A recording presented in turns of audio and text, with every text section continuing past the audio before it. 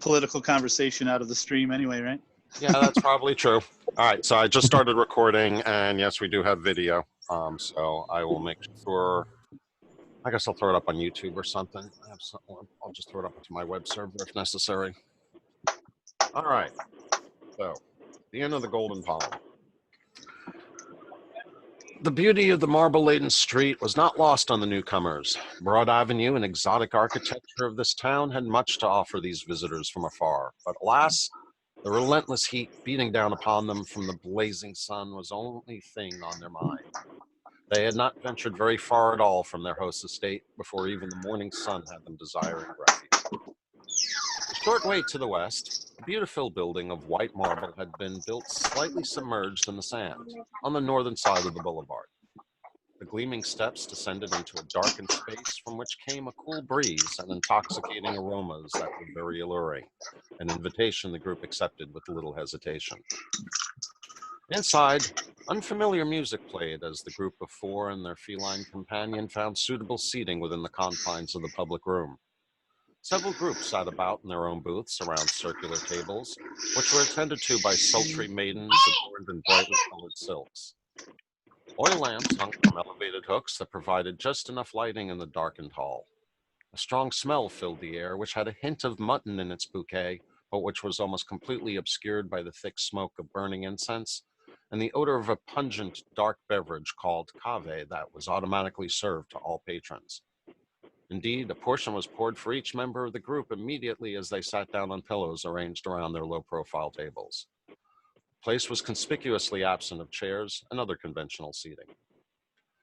Many eyes were drawn to the foreigners for any number of reasons. Though an untethered panther might otherwise cause alarm, this was unlikely one of those reasons. Other exotic creatures were also present, including large rainbow-colored birds seated freely on the shoulder of at least two other patrons, plus several monkeys who roamed the premises with much less manners than Mizram. More than likely, it was the sheer size of the Goliath brothers or the unusual trappings they all wore that likely was creating more attention than they liked. A middle-aged woman, strong in form yet subtle in her presence, approached the group, welcoming them to Bralizzar, and more specifically, the Inn of the Golden Palm. Noting the sweat dripping from the brows of the two brothers, she suggested more suitable garments could be obtained from the clothier in the bazaar across the way. She seemed to make a point of how unforgiving the desert heat can be. Offering a complimentary plate of local fruits, nuts, and goat cheese before departing, she introduces herself as Takuna, and you realize she is the hostess of this establishment. The food and drink offer flavors. What was that? So a question or background noise? Background noise, sorry. That's okay. The food and drink offers flavors none of you have experienced, and the highly accommodating service and cool comfort of the surroundings leave the party with little incentive to return to the stifling and oppressive heat outside. The group takes their time to enjoy fill of roast goose, wine, and a mixture of yellow peas referred to as hummus, but noting much to your disappointment that no ale nor lager can be procured here. Everyone's just fine. Though a few of those conversations take place in a language unknown, most were held in the common tongue that seemed to be living up to its name. Even in this remote part of Faerun, one overheard by Redrith included two merchants that had recently made the trek from Oasis of White Palm to the north. They mostly spoke of the harrowing journey across the desert and through North Knife Pass to Bralizzar, acknowledging the services of the Sand Voyagers Guild for their safe arrival in town. One comment the journey would be easier at night when the other points out there's no way he would try to cross the snow-laden peaks of the North Knife Pass in the dark. They also mentioned that the head of the Sand Voyagers Guild Hall at the Oasis had gone missing for several days before their departure. They shared their hope that the Guildmaster would turn up safe, vouching for his character and deservedness of good fortune. At another table, one father boasts about his son, who was recently accepted to the Air Lancers, his pride quite evident as he brags about how Captain Masani personally came to his home to deliver the good news. Elsewhere, a woman laments to her husband, not so quietly, about the fate of her brother. Apparently, he had been accused of selling a sick camel to an unforgiving noble and would be appealing his conviction to the hetman today. Varric also picks up on a discussion among a triad of shepherds, goat and sheep herders, speaking of their trade and family. Most of it mundane, but still 2 items pique his interest. First, that these shepherds have been losing more of their herds lately to insect men that apparently are native to the desert and plot intricate schemes to abduct the animals. The second item was a comment made by one of the men inferring the only thing worse than these insect men would be the return of the Ifrit. In response, one of his companions abruptly suggested he bite his tongue, as the legends foretell that the time of his return is nigh, and his words might indeed draw the Ifrit here to Bralizzar. That conversation then quickly ended. During this time, one piece of music catches Kaeli's attention. Though the music was quite beautiful indeed, it was the lyrics that stuck with her. Legends of bold powers have told of when the land did cry. The pharaohs of old buried their gold hidden beneath the sky. A daughter of the land with secret in hand, the legend will not die. Keys to the past were made to last despite a land turned dry. Hidden from sight, jewels of the night, fallen from on high, spread across the land like fingers in a hand, together they scry, the means to open the way, come night or day, with them fate cannot deny. Well, after the song had finished, Haig noticed that Kaeli was still singing the tune to herself, seemingly caught in a trance. No one else had noticed the lyrics. Varric commented that he thought all the song lyrics he heard had been foreign, but admittedly he had been listening to the shepherds. Most paid the incident no mind. However, Mizram felt there was a reason why the song had grabbed her attention while no one else seemed to have noticed. The druid suspected the song had something to do with the task laid before them and the decision they must now make. Do they accept this burden that Aman al-Rakib insists they are destined to undertake? Or do they risk offending their hosts and the townsfolk by instead trying to figure out how to return home to the Sword Coast? Unsure even of how distant they are from home, they know they will need help if they are ever to return from whence they came. So that is your time in the inn. You guys are still all assembled there, enjoying what's left of your food and your wine or other beverages that you have decided upon. Let's see. And I leave it to you guys at this point now to discuss, have your party discussion and decide what you're going to be doing. I say we crash the DM story and head back to the Sword Coast. Just kidding. I gotta say, it's good writing, man. Props to you. I like it. Thank you. Appreciate that. Yep.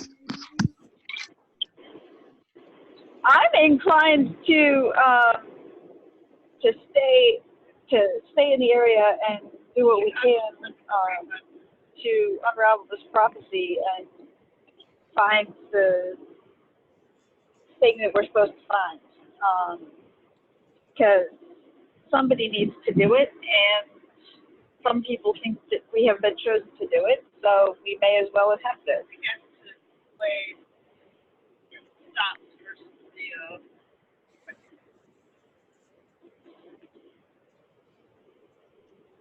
Yeah, I agree. I think, I think that there's lots to explore here. I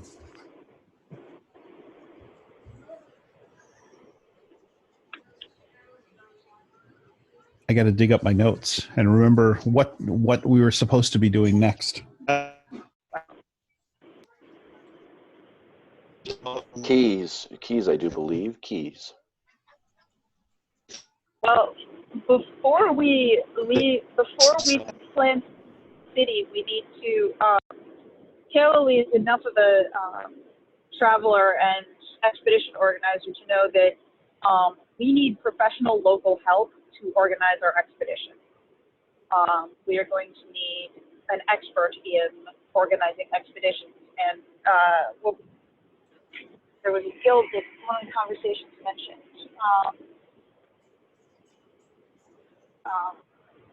The merchants mentioned the Sand Voyagers Guild. We might want to locate their guild hall, their local guild hall, and see if we could engage their services to outfit and perhaps even guide our expedition to. We aren't quite sure where yet. Yeah, I think you're exactly right. That we definitely need to engage some help too.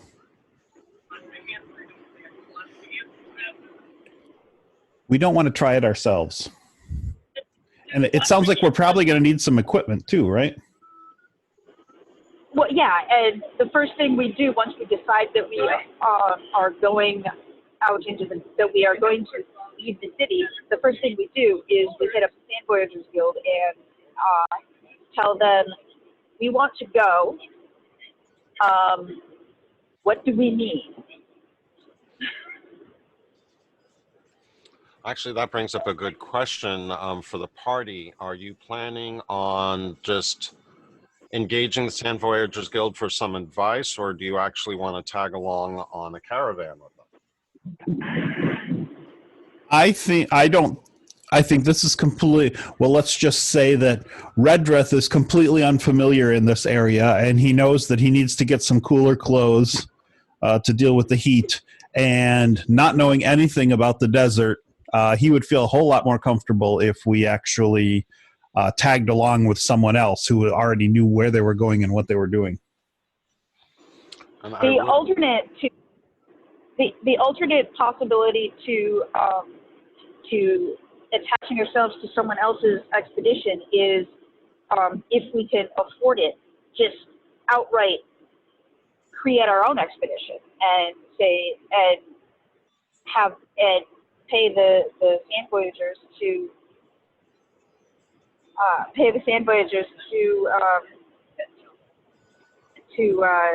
outfit our expedition and provide us guides and whatnot.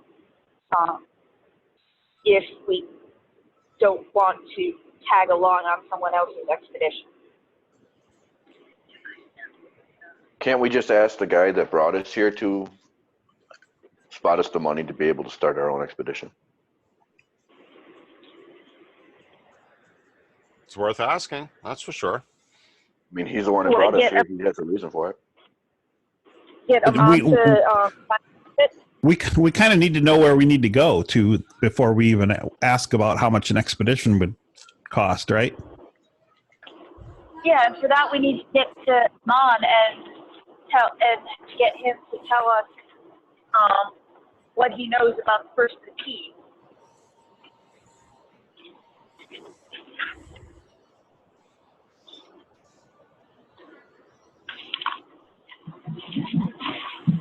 Because he told us absolutely nothing about any keys, just that they existed.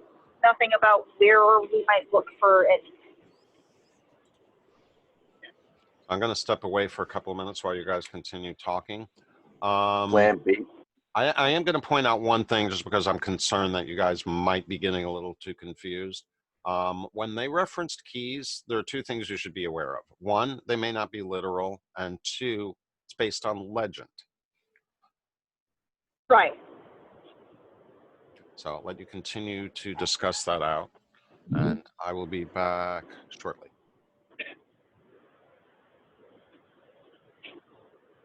Yeah. By key, it could... That doesn't help with the confusion. I was going to say plan B is that we take little jobs to be able to try and plan this expedition if they are and if they're not literal keys, if they're metaphorical keys, or maybe the key is just a key bit of information or something like that, maybe we just need to explore around.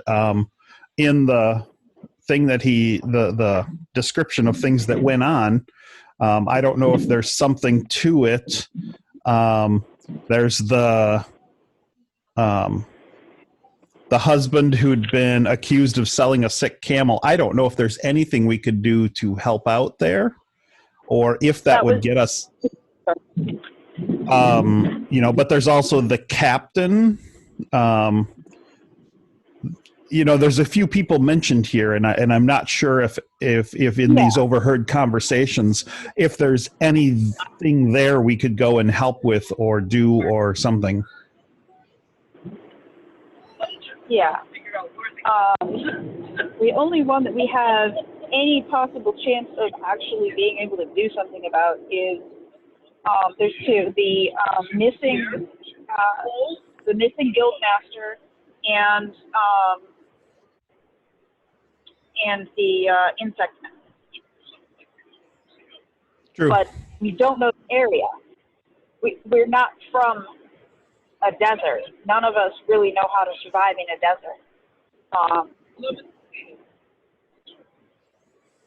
You know what though? When we're in the desert and we need to rest, I've got my Liam's tiny hut I can put up. Which will help. Although,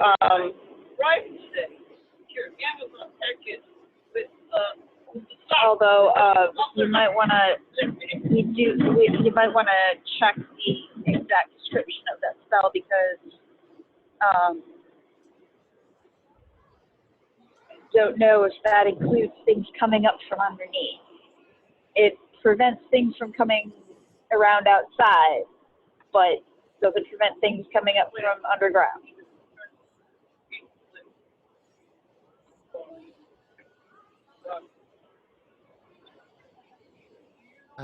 Thanks, Alex. Now I'm having tremor nightmares. He's talking like scorpions and stuff. I love it.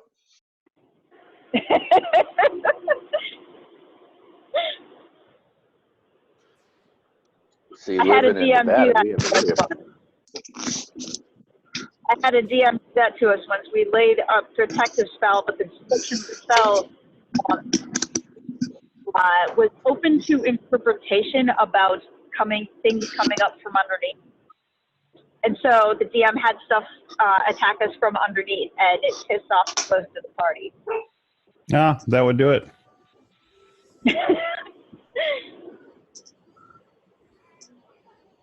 I am now able to contribute. I am in game. Oh, good. That's always helpful. Yay.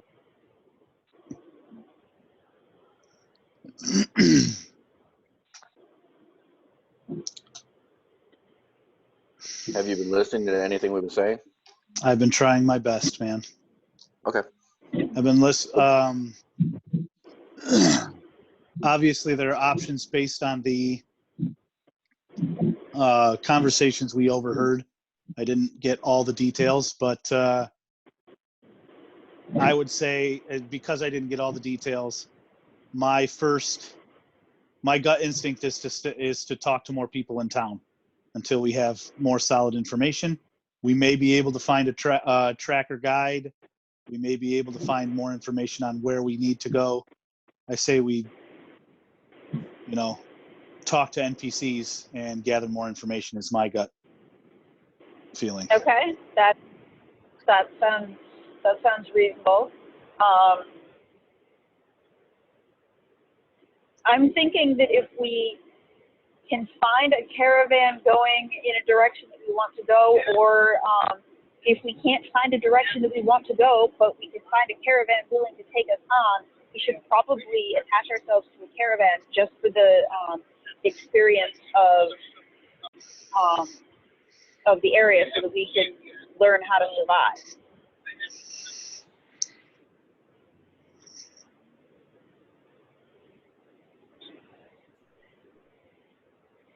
That's not a bad idea. That's actually a pretty good idea. Plus, it would help us to learn how to deal with the elements that we're dealing with. And again, right. Being a Goliath, we're wearing heavy mail for crying out loud in a desert. I'm sure we're dying. Yeah. I was about to bring that up. That was going to be another topic of conversation you guys are thinking about seriously. And also another part of that conversation should be sticking with the two brothers, especially being cold mountain dwellers themselves. There may be some merit to doing nighttime travel, because it would be a lot easier for you guys to wear your mail at night. That's a Yeah, good but that would point. freeze everybody else, though, wouldn't it? I mean, it gets cold in the desert at night. Well, you don't know about this desert, but you did hear that certainly the mountain pass between here and the rest of the desert is pretty high up, and yeah, you don't want to be up there at night. Okay, so let's put a list of questions together. Obviously, What is the name of the young curator of the business we're in? The Kuna. Kuna. There, So- Alex, I put in Discord, the hut does have a floor, according to Jeremy Crawford. So there you go. I could help. So, Just what do you guys say? knowing whether it eliminates all possible angles of attack or it just reduces the number of them, That's right. knowing Well, what and Jeremy Crawford doubled back on himself. He first said, no, it doesn't have a floor. And then he came back and said, yes, it does. So very good. That makes a big difference if you're in the desert and there are burrowing enemies. So Oh, yes. Very, very true. And So what do you good thought process there also. what do you guys say to making a list of questions based off of the conversation we had? Takuna is probably somebody in the know. She's probably almost as equivalent as the local barkeep. What do you say we compile a list of questions and take them to Takuna when the busyness of the hubbub of the place we're in dies down a little bit, and she may have a minute. Yeah, I'm fine We with can do that. that. My question is this though: if being Goliath as we are, and we're wearing heavy mail, we're going to have to obviously change, because if we do now, we could probably die of heat exposure or whatever you want to call it. But if we change our chainmail, that's going to change our stats altogether, isn't it? Yep. But we don't know if we have to commit to that yet. Let's wait till we talk to Takuna. can we just put a white robe over top? Would that help? No, how is that going to help? It would help some, but it wouldn't fix the problem. It would not fix the problem enough that they would actually be anything resembling comfortable. They might have to switch to a lighter kind of armor. I mean, even me in my studded leather, I'm probably sweltering. Just because it covers too much. Mm-hmm. Too tight. So Yeah, I've got studded leather too. DM So we to players. periodically hit ourselves with ice knife, and we're okay. I think the only one who has a chance of being comfortable without any alteration is Mizram as a cat. We can He's save the him. only one who has a chance of being comfortable in his quote unquote normal form, because his normal form is a cat, and the cat would be the most comfortable of all of them. Yeah, especially a cat used to, tropical and high heats. Let me just point out, though, guys, DM to players. The idea game for gameplay is not to force you guys to have to drop down your armor, but to think about what armor you're wearing and when. There's no reason you're not going to be able to use your full complement when you're embedded in things that do not include. You're going to spend a lot of time not in the sun, but getting to and from places is going to be, part of the gameplay is keeping track of, hey, you know what? I've been used to adventuring on, pastoral plains and dungeons and whatnot. The desert's supposed to be something different for you guys to think about in terms of carrying water around, and in terms of how much weight you can carry on you as you're traveling. So yeah, consider how you're going to play out your character between day and night in the desert, but don't worry about how much this is going to hamper your character in the most critical situations. And at this point, I'm still feeling we don't have enough information to make any solid decisions. So I think that's the route we got to take, and let's cross the other hurdles as we come to them. Right. Well, we could sit and debate this for hours. Yeah, we could. Okay, so what do we want to ask Takuna other than for advice? I mean, she's already said, you'd probably be a lot more comfortable if you go across the street to the bazaar and find the clothiers there. They'll outfit you with appropriate clothing, because that armor you're wearing really doesn't look very comfortable. She's already given us that advice. What else do we want What else do we want to ask her? Best times to travel. Prob- Best times Okay. and ways. Baby powder. Also, is it better to do our inquiries around town? Does that kind of stuff happen during the day, or does it more evening and night? Do we, in the desert, are things cycled around so that people sleep during the day and do more things evening and night? Or, we could ask that sort of question too. Well, you do notice in the description that there is definitely plenty of activity. I mean, the place isn't packed at the moment, but you have at least 3 or 4, probably a half dozen other groups all sitting around having conversations, Yeah. enjoying their beverage. But just like if you were to go to a seedy Mexican town, everyone's kind of lounging around in the heat of the day. Seedy Mexican town, flossing with the tip of a knife. That's right. Another thing we can ask her is if we wanted to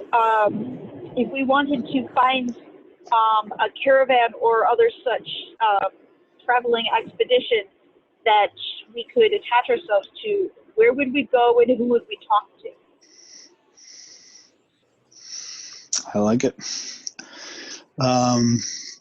Okay, and thinking of the other, and we can also ask her specifically of each of those scenarios of the conversations we overheard. She may, obviously, those people specifically are going to have more information or going to have more knowledge of those situations, but she may have tidbits for us to know also. Just from being the center of the gossip area. Right. Another thing that you should probably you're aware of, but probably just to highlight a little bit. Other than Bralizzar and what you've repeatedly heard about the Oasis of the White Palm, it doesn't sound like that there are very many settlements out in the desert. You're going to probably be spending long periods of time very, very far away from civilization. You probably are not going to be able to hop back and forth to town very often. Right. So this is about making sure you guys are prepared for the long haul, not just, getting from point A to point B. So I need a lot more arrows. So there's the next question for not Tecumseh, Takuna. Mm-hmm. Yeah. What would she suggest for a long trip? We're like, yeah. And she may say, talk to the guild, the Sand Voyagers Guild, and they'll outfit you. True. But that would be Killili's advice to begin with. We should talk to the Sand Voyagers Guild and have them outfit us because they know what they're doing and we don't. But we're probably gonna need pack animals and quite probably mounts as much as she hates riding. It might be the best way, but again, she wants to talk to the Sand Voyagers Guild before she makes any decisions and purchases. Understood. So what order do we want to do this? Might even be our best ability to check the bazaar to see if maybe there might be better weapons. Who knows? Something less weight, because like you said, we got to watch our weight. So I mean, we're gonna have to buy something that's gonna be Watch our weight and our grillage figure. Yes, that's right. So we're gonna have to carry our armor around, or wear the armor over under. I can't see us wearing something over the armor. That's gonna be too much. So we just need to find a minor item like a bag of holding, and we'll be fine. Okay. Yeah, that's Right. But I agree. Go to the bazaar and see if there's anything available there that might be a step up from what we have, or might be of lighter weight, or something to just help us in our trip. So we've got a whole bunch of different things to do. What do we want to do first? Whoa. Holy music. Hey, the background music came on. really loud. I know. I'm confused.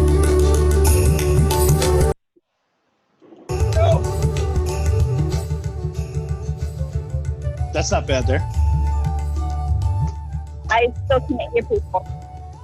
Can you Oh, hear not- me now? Okay, that's a little better. I don't want it to ruin the gameplay. I'm hoping to add to it, but if it's causing problems, I will stop it. Can you hear me okay, No. Alex? I think so. Yeah, not bad here. I don't even hear it over here. So I'd say let's brother, or let's say brother. Let's go ask the armorer if he has suggestions to where we could give off heat while staying protected. I'm interested in the bazaar and just actually maybe we should find whoever if we're going on a journey, we should find the people that do the journeys and ask them first what's recommended before we go talk to any specific people, don't you think? Yeah. Even if we end up deciding to do our own do our own shopping instead of paying them to do it for us, we still have to go talk to them first because they will be able to advise us for that. I think we should go back to the original guy who brought us here and ask to make sure that we have money, because I don't know about you guys, but I don't think we have that much money between us because we just started this whole thing. So I think money for us is going to be an issue. I transferred song You- to chat for Need me. to ask if he would finance an expedition. Or just finance us in general, yeah. You know, he brought us here. I think he should at least do that for us. But we can't know until we ask him, so. Do we want to talk to Tuna first? Do we want to go back to Amon and ask him for money? My thought was Takuna was probably pretty busy. Seemed like it was pretty busy inside her establishment. So it may behoove us to The- wait the- till the- evening-ish time where it gets The Less sense busy. I got was it was between brushes. So it was either they had just it wasn't terribly busy. It wasn't like dead slow, but it wasn't terribly busy either. I guess now- almighty DM, what is the busyness of the place we're in?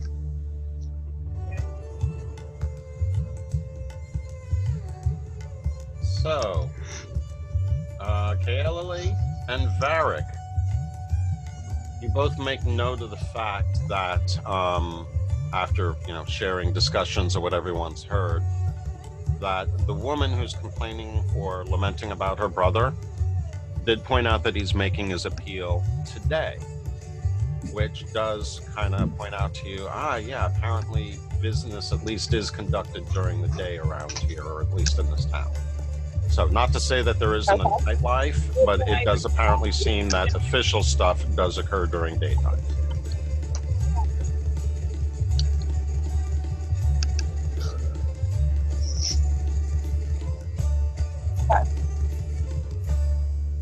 And yeah, just to clarify, the heat is not that oppressive that everyone avoids the streets during the day. There obviously still is activity outside.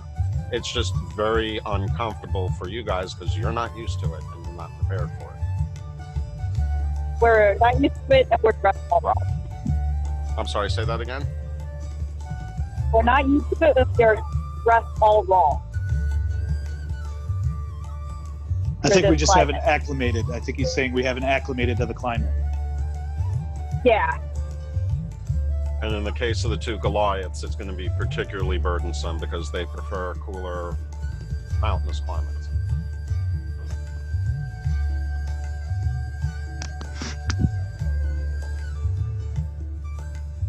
And needless to say, you all realize that you're going to need a lot of water. You're going to need a way to carry it. and you're probably not going to be able to carry as much water as you're going to want to have. So it's becoming pretty obvious to probably all except for Redred that Well, the most common sense thing to do would be definitely to travel at night, because obviously you can use the stars to guide you. Because obviously during the daytime, trying to travel over mountains like sand dunes, it all looks the same. You're not going to know which direction you're going. So nighttime travel is going to be the best way to navigate. Probably, or you just attach yourself to somebody else expedition and think you can navigate. Could do. But don't forget, we're probably going to have to travel at night at some point, because if that little song we heard gave us any clues, it did say something about secrets at night. So obviously, so yeah.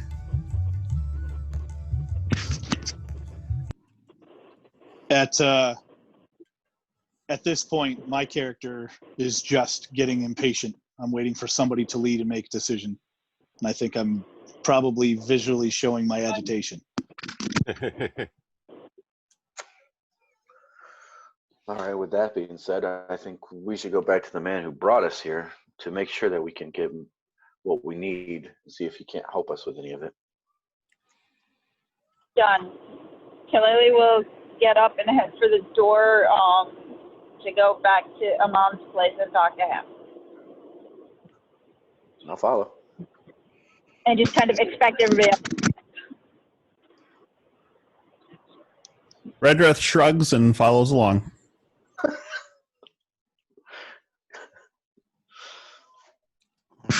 I excitedly get up from my chair.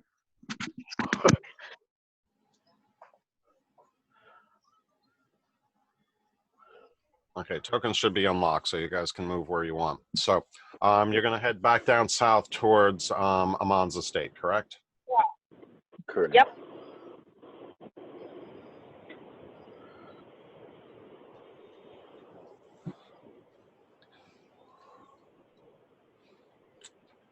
All right.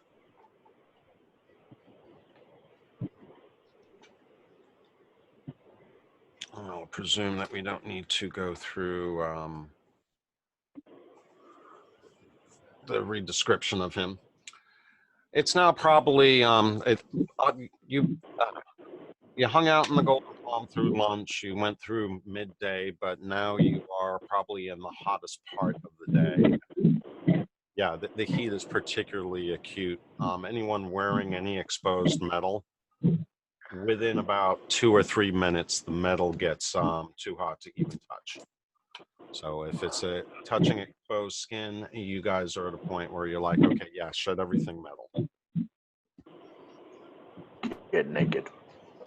Leather armor seems to breathe well enough. It is a bit stifling, certainly a lot better than padded armor would be.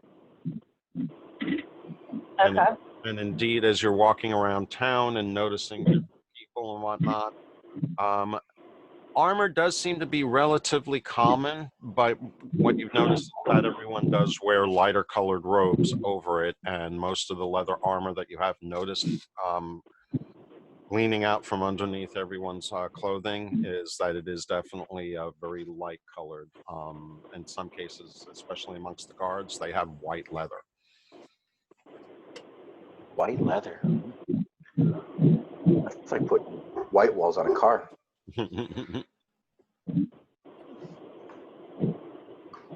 Redreth simply says "see," and says, "We just need to get something to put over our armor. We'll be in good shape." All right. With that being Kaleli said, can't move herself, so we're going to assume that she's moving back to Amon's and we're following, correct? Yeah. Okay. Okay. So we shall move on down. He's on down the road. Yes, back to the crazy one-eyed man. Mon Alder Akib. So you head on back down to the to his enclave, and you find that the gates are still open for you. Though you would suspect at this point he probably leaves his gates open all the time. You haven't seen much in terms of security beyond the half-ogreish brute that he seems to keep by his side all the time. Okay. Let's see. All right. With that being said, I guess we go into his house and we look for him, or is he already pretty apparent? Well, he comes So to look for greet him or you. a servant who find him for us. Actually, no. As you enter the property and stroll up the well manicured and unexpectedly green estate, despite the heat, he meets you at the doorway, which is just up a small flight of marble stairs. Oh, so good to see you again. I hope that you found Bralizzar hospitable and welcoming.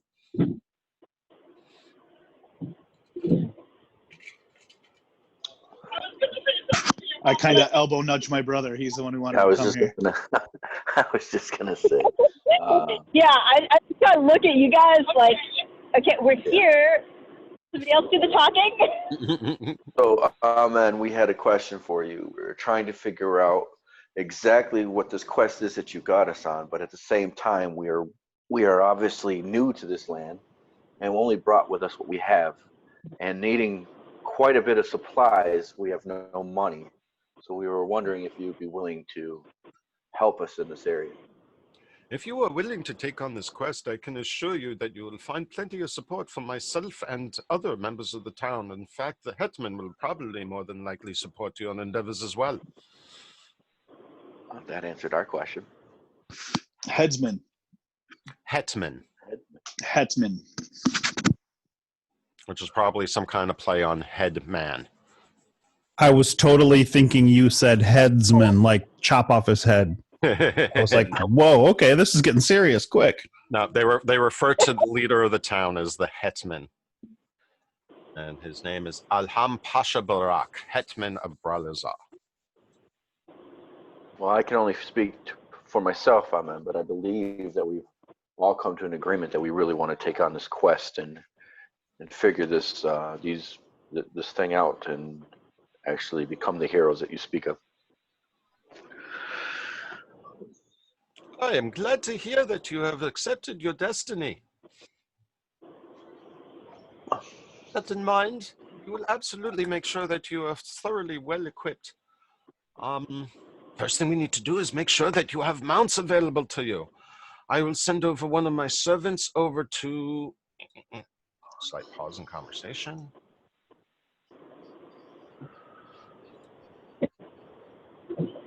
Okay. Just east of the bazaar, down the road here, you will find a couple of encampments where there are horses and camels available to you. Please take your pick. You will have as many as you need, and I would suggest that you bring at least one or two more to carry gear as well as yourselves. Okay. Well, a couple other questions. We also need to visit the bazaar. Do all we need to do is mention your name? Oh, we yes, need yes. Hold on one moment before I forget. And hold on a second. You're good. Gateway on back.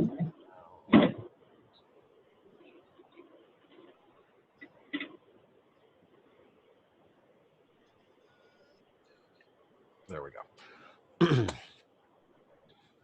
Was he giving us the black card? No. I'm trying to find some information and make sure I'm relaying it correctly. No.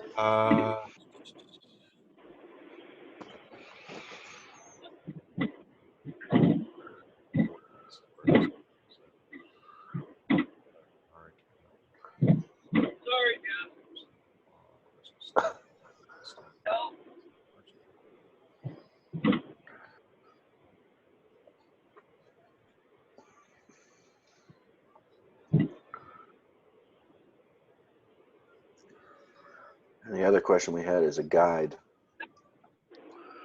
or someone to help us to find the areas, or to find areas, or lead us on this expedition.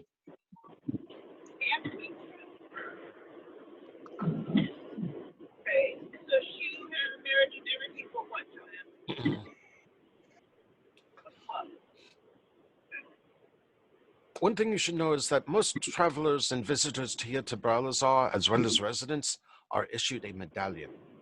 Visitors usually have a copper medallion, and you'll see here, as he shows on his chest, pretend that that necklace is made of silver, or at least the medallion on the front is made of silver, and he shows you the medallion and says, for the rest of us, we have these that have proven, that are issued out by the hetman. Fuigam will accompany you to the Raj and present you to the hetman. They will make sure that you are given the necessary credentials so that you can successfully travel out of town. They're not needed so much here in town, but if you are stopped by any of the air lances in the desert, you are best served by having this identification with you. And so he he doesn't hand them to you. You have to. He has the copper ones, but the silver ones have to be obtained from the hetman. So we need to go to the bazaar to get those from the hetman. No, not the bazaar. The place he refers to as the Raj, which is where the one person's on trial. Correct. Okay. Ta-da! And that's the Very building. good. That's the large marble Building is building what it that's is. just to the east of where you guys are. Sounds like that's our next stop. Yeah, that's what I'm saying, because once we get those medallions, then we can pretty much get this expedition going. And we can see the guy who's arguing for his whatever. True. I like it. Arguing for this, whatever. Let's go. Let's go. On that note, So, unless anybody else had any other questions. nope. I'm not sure if you remember Fuigarm at all. He introduces as the brute that you noticed earlier. Oh, we're me and the brothers, or me and my brother. Yeah, Oh yeah, the large brute guy. Look at him. He's all that. that's right. He just enters the area. Well, he's apparently the one who he instructed to accompany you to The Hatman. to the hetman and to the Raj. As Okay. soon as he calls for him and he enters the room, I lean to my brother and Puff off like chickens. no, I'm giving the PFFT whatever. Yeah. Yeah. I got you. And let's see. I would like both of you to make a wisdom check. Oh boy. Lord. I don't think What'd that's you one of my. do, Is that Dan? one of my good ones? Oh, that's not bad. Yeah, In the tower. Yes, in the tower, please. Oh Lord. I hate not being able to see. Me too. Oh my gosh. How bad did we do? Wow. Let's just say you guys don't notice anything. Oh, dang it. Well, I mean, I don't know. I hate the dice tower. I will comment you had good reason to be concerned about having to roll those particular stats. Oh, dang it. My wisdom's good too. I even got a +2 on the damn thing, but whatever. Okay, Nice. so our next step then is to follow this guide to the Raj and get our introduction to the Hetman and get our silver medallions and whatever other support he will offer us, so that we can go on our shopping trip. Love it. We're going shopping. That is correct. That is what we are doing. I know, it's like he's got the black card. All right, I guess we follow this puny little man. Puny little man. He is 8'3". Like I said. I do believe he's taller than the two of you, isn't he? I believe he Yeah. is. Not by much. He'll get a whole lot shorter when I knee him in the balls.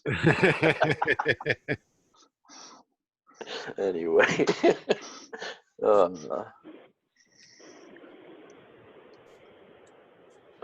right. At the All right. And as he's leading the way, I try to stay like a half step ahead of him as a power move. I didn't know. It's a power move. I am paying attention to where he's going and reacting to that in time, but Redrith's just shaking his head and following along behind. I freaking love it. And wishing for some very strong liquor. Ignoring these antics because obviously, she's just like ignoring the brother's reaction to this guy. I can't help it. We feel threatened. So gotta do what we gotta do. Anyway, it's funny. At the east end of the main street stands an impressive 4-floor administrative building. It is constructed of white marble. The corners of the building are dominated by tall towers capped by minarets with blue onion-shaped domes. Wide stone stairs spiral up to a central porch from the sidewalks that flank the central boulevard. The main doors are bordered by intricate carvings in an ancient alphabet. They are cast bronze. The windows are covered by intricately carved stone screens. This building is known as the Raj.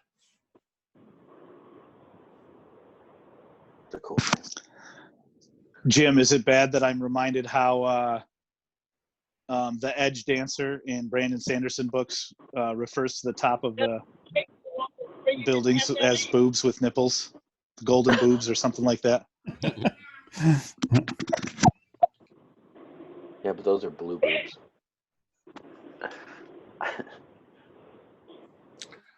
So Almost this as if- person you see standing on the steps with his arms folded over, obviously aware of you, but not specifically paying attention to you. He seems to be surveying the streets. He probably is some kind of authority figure. I want to be his friend. Especially if he's got a flaming sword.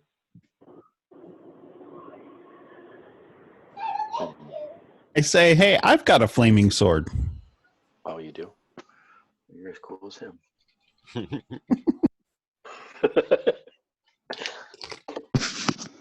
Can I just attempt to walk into the building without saying anything to him?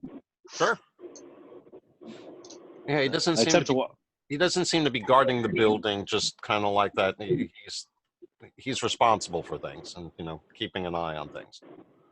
Well, what does our And guard do? he's What is our looking guide out doing? down the boulevard. He's not really, Looks standing so close to the security. doorway.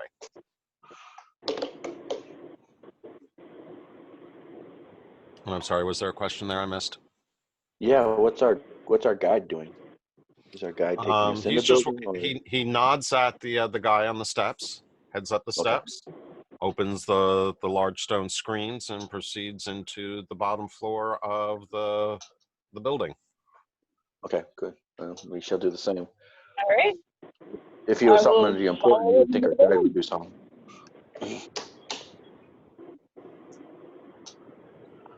And I guess it should be noted that the guy on the steps does nod back at your escort. So obviously, they know each other. Mm-hmm. And so let's see. I'm sure he'll come in. I'm sure this guy will come into character more as we progress here. Obviously, there's a reason why you put him there. It's like any JPG.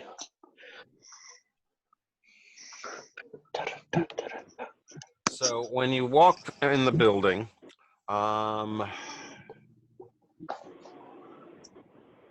this takes a little bit of insinuation, but between the group of you, at least one of you within the party will figure out some of the details that I'm sharing right now.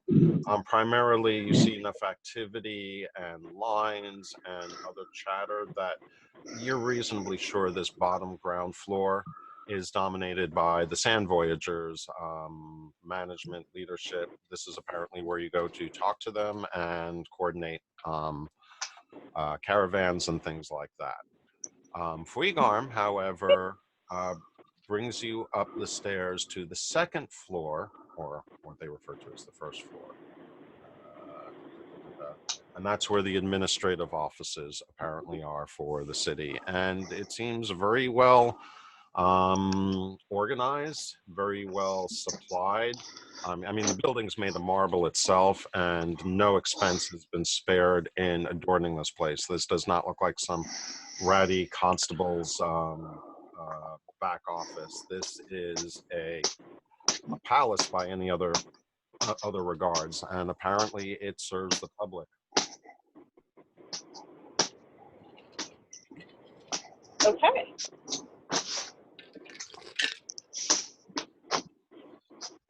So, It sounds like somebody's spanking somebody. God, I hope not.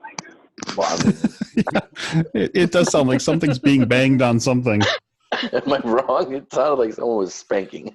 Thank you, sir. May I have another? Oh, Lord. All right. Hey, Dan, you're not spanking Obviously. the guy, are you? Obviously, this mic is super sensitive because I was tapping my toe on the back of one of those foldable, collapsible canvas chairs, Okay. and that's like 5 feet away. So okay. Yeah, you have a really live mic. Wow. Because it sounded like you were spanking something. I don't know. I thought maybe you were spanking our guide, but Yeah, I went. Fuigarm passed us to talk to somebody, and I gave him the pat and good game. yeah, that's it. Anyway. Oh, look at this dude.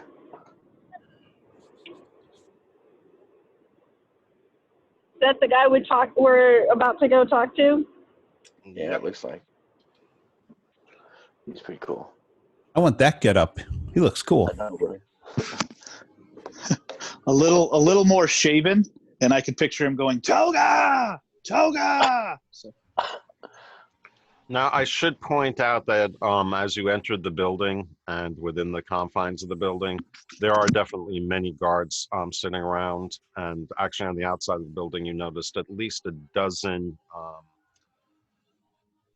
individuals mounted on Pegasi on the roof of the building. Mounted on Pegasi? You talking about the flying horses? You got it. Huh. Did we just walk into another movie? You know what? yeah, I'm thinking the same Crash thing. of the Titans? When you gave your description, I was picturing the people down on their hands and knees where the actual Pixar was mounting the people. I don't know why. Anyway, what is Fuigarm? Fuigarm? Fuigarm. What is he doing? Well, he doesn't say much, that's for sure. He seems to communicate solely with head gestures and whatnot. Oh, I thought you were actioning him in some sort. I thought I was I thought you were actioning him. I thought he was doing something. No. He's just leading the way, bringing you up to the second floor and bringing you into a large hall where this other man, Alham Pasha Barak, is seated along with a few other advisors and addressing apparently orders of business. And sure enough, as you walk in, he is currently addressing the case of the man who you heard about earlier, who was accused of selling a sick camel. With that, before I proceed with sufficient detail, and being that we are an hour and a half in, I'm going to suggest that we take a 10-minute break. Everyone get up, stretch, and we'll meet back here at 22 the hour. And I should hopefully have the content ready for you for this conversation. Cool. I'll try to find a different headset. Okay. Sounds good. No, your headset's fine. You just need to mute it more often. Yeah. Right, catch you all a bit. I'm Just gonna mute when you're not talking. All right, see you guys back in about 10:15. All right. Got it. And so you find yourself in the hall of the hetman, and he's talking to what you presume is the camel merchant. He's a stout, sweaty fellow. He obviously seems sincerely concerned about his fate at the moment. That probably would explain the excess amount of sweat that literally is dripping off of him. He's the kind of guy that seems to earn more sympathy than suspicion, though, even though he's somewhat unsavory in his demeanor. But he makes a viable plea to the hetman, and the hetman asks to see his paperwork, and apparently the merchant is arguing that the camel that he sold had only come to him about 2 days earlier. And so he shows some paperwork showing the transaction regarding that. And the hetman seems very reasonable, and does say that the merchant is responsible to the noble for refunding the money he paid for the camel, but also points out that the merchant's not deserving or requiring any kind of criminal punishment or whatnot, and orders that he be released from the brig. And the merchant is very, very grateful, and bows down before him, kissing his feet literally. And then as he's heading off, he seems to take notice of each of you. As he does, I noticed the kissing of the feet, and I really look like a disgust face. And he notices you as he's walking out, and he starts rubbing his hands together and gives you a wry smile before heading out of the main doors to this room. Fuigarm then walks up. He bows. He does not kiss his feet before the hetman, and then hands a scroll from his waist to the hetman. And the hetman takes a look at it briefly. Judging by, you can't exactly see what's on the scroll, but he seems to just kind of look at it very quickly, roll it up again, and then looks at you and says, "It's very good that you have decided to join us. I am Alham Pasha Barak Hetman of Bralizzar, and I welcome you here and offer you my gratitude for your willingness to partake on this mission that is so dire."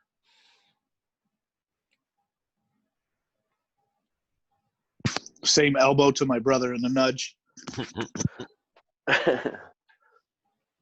Well, we just appreciate the fact that you guys even thought of us and bringing us here. I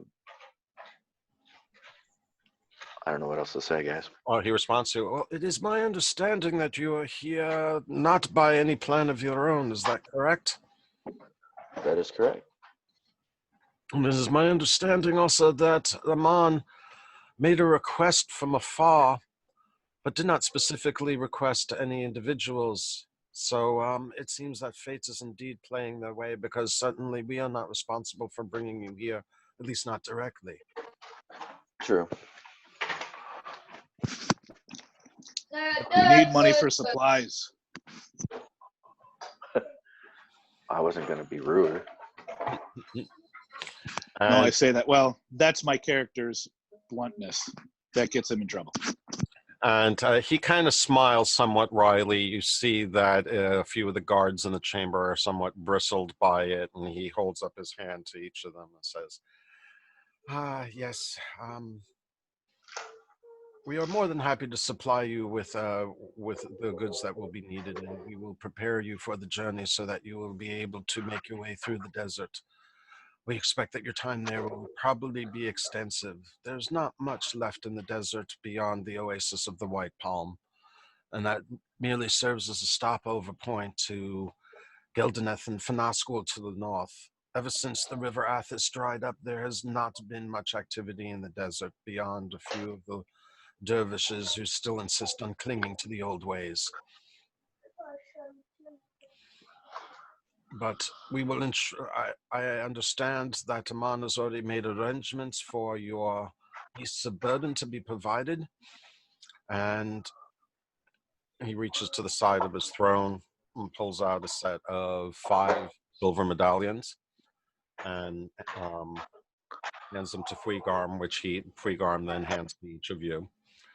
With these, you will also be able to attain any of the necessary supplies that are available in this town. Do not underestimate your need for water in the desert. However much you think you need, you have double it, and then double it again. Your clothing will also be something of issue. Aside from the fact that you are drawing needless attention to yourselves, you will find it a lot cooler if you wind up adopting the garb of our land. They have been designed to handle the heat and use bright colorings that help reflect instead of the earth-colored raiments that you have brought with you from afar.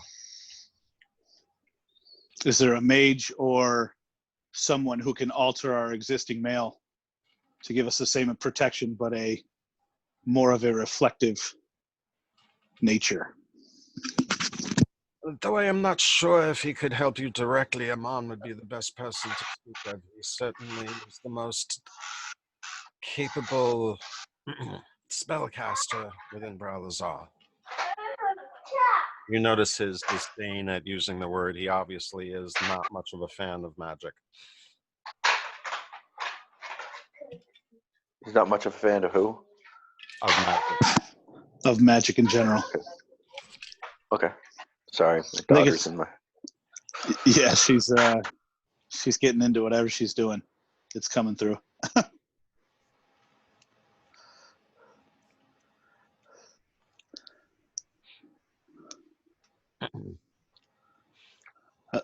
All right. Any so other with that areas being- of the city? Any other areas of the city that you think we should stop? You will find most services available to you along the bazaar, with a few off to the side.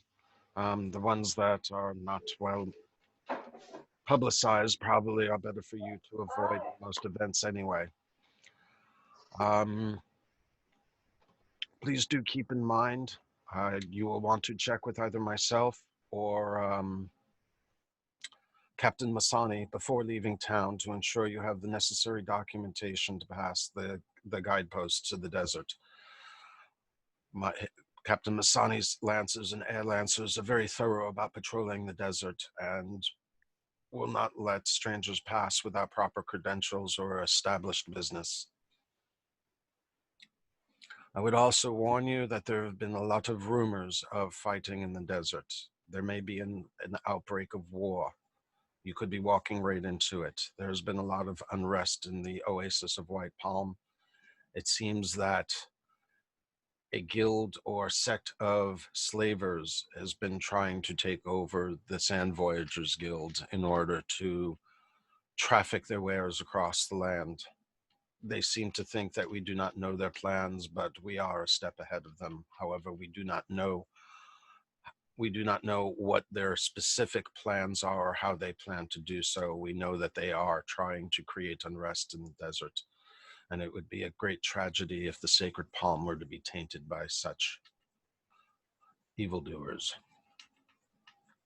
But your mission is to stop the Ifrit and make sure that he does not destroy our lands. Martek was quite clear about that in your role.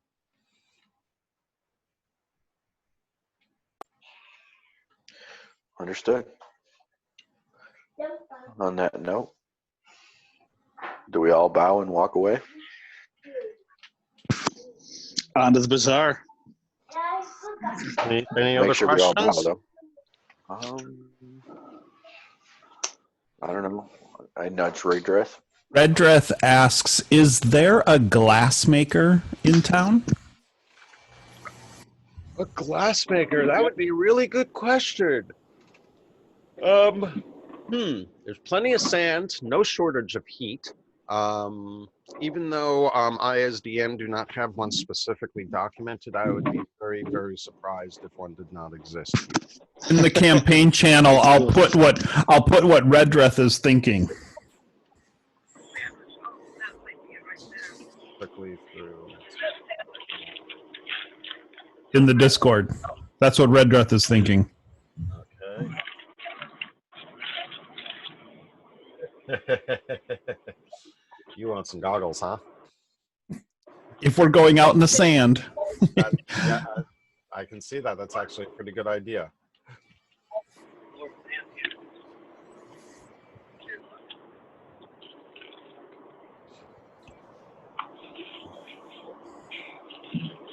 Okay.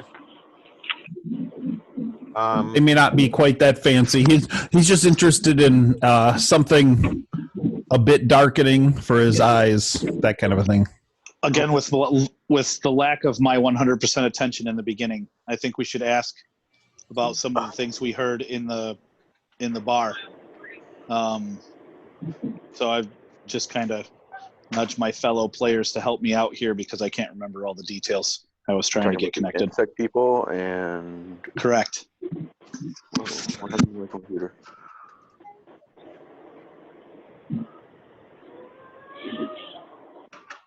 Oh, I did make sure to have it documented so you guys can all refer to it either online or off. Yeah, the shepherds have been losing their herds to the insect men. correct. Insect. They're native to the desert. So is there anything we can do to assist in that regard before we leave? The headman looks at you and says, "The Thrycreen have been a threat to our society for as long as time has been present. We're aware of them and we've been able to keep them mostly at bay.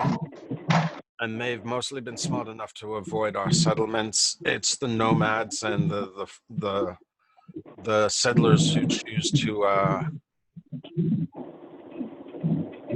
what's the word I'm looking for? Tame the outskirts of our lands that seem to have the most problem. It is a threat that I am more than confident our air lancers can deal with, but certainly if you run into any of them along the way, do not hesitate to eradicate them." That's fair enough.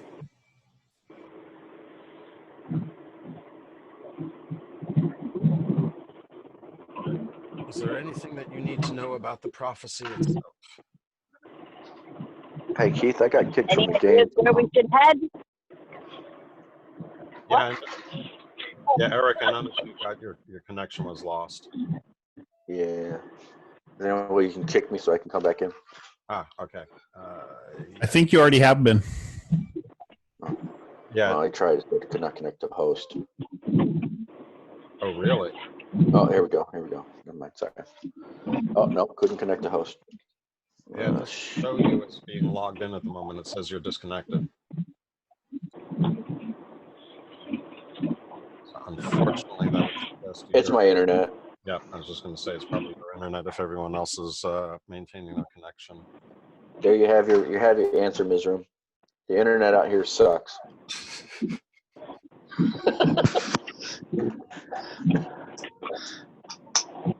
He actually gets to be thrown into a monopolized system because he's in an outskirts town of Nevada. I say where I'm at, that's actually pretty good. I upped mine to 400 megabit, and we haven't had a problem now that I've got some proper Wi-Fi and a proper router in place. Make a big difference, that's for sure. Yep. So about the prophecy, we've had one perspective on that. What's your perspective on the prophecy and how it will go about being fulfilled? Just looking for any details that can help us along our way. That indeed makes perfect sense. Certainly, over the years, myth has turned to lore. We do not know exactly how things are going to transpire. What we do know is that Martek left a legacy in this land. There are very few among us who do not know of his name, though perhaps not many know of all of his deeds. But it is not uncommon for even children to whisper his name on their tongues and attribute fantastic joys. He did foretell of a time 1,000 years from his own, which would be around now, when the Efreet Lord Kalatarius would return. I say return because Martek managed to banish him once before, about 1,000 years ago. but even his power was not enough to destroy the Ifrit Vizier. Where and how he was imprisoned, we do not know. But his anger and his wrath was staved by Martek's sphere of power. What form his sphere of power took, we do not know either. That also has been lost to legend. But apparently he did leave clues in the desert and in many other ways and forms of our culture. Some to be discovered, some that probably already happened. But he did say that there would be a means to stop the Ifrit and summon his sphere of power in order to wage a final battle against him. He predicted that there would be travelers from afar that would come to take on this quest. They were not identified beyond the fact that they would not be from here. And we also do know that his sphere of power was protected so that no one would be able to steal it or make use of it until the time came. What form that takes, none know for sure, though many speak of keys, which are probably more rumor than truth. But there can be no doubt that you are going to need to find some clues in order to gain access to whatever sanctum he has preserved his sphere in.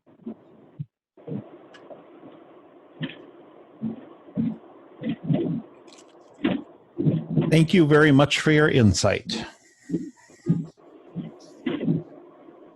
Now about that glassmaker. All right, GM to player. I am going to ad hoc that there is a glassmaker in town. Obviously, not every building here is documented. So it's going to be a little bit off the outskirts because most of the stuff along the bazaar already are. And that being said, yeah, you may or may not need him along the way. So, but he does point out to you a building that's down the last western alley as you leave town along the bazaar road.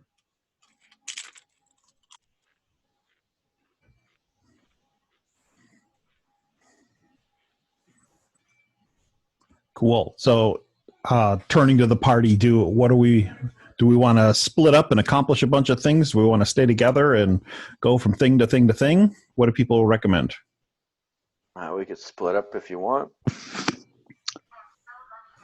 Don't get lost. Everything's down in the bazaar anyway, correct?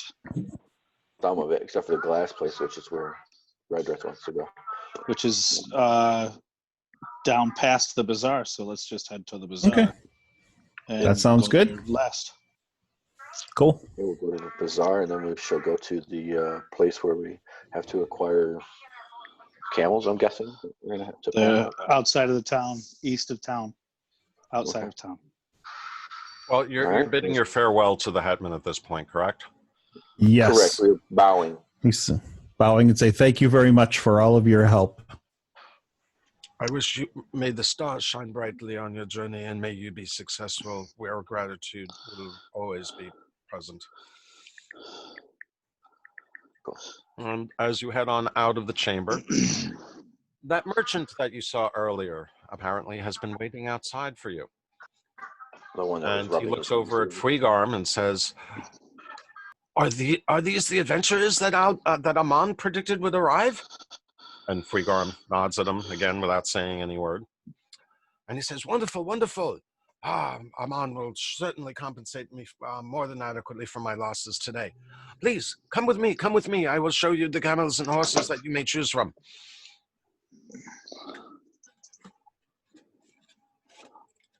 Do we follow, or do we continue to do what we wanted to do? We don't know how much equipment we're going to have.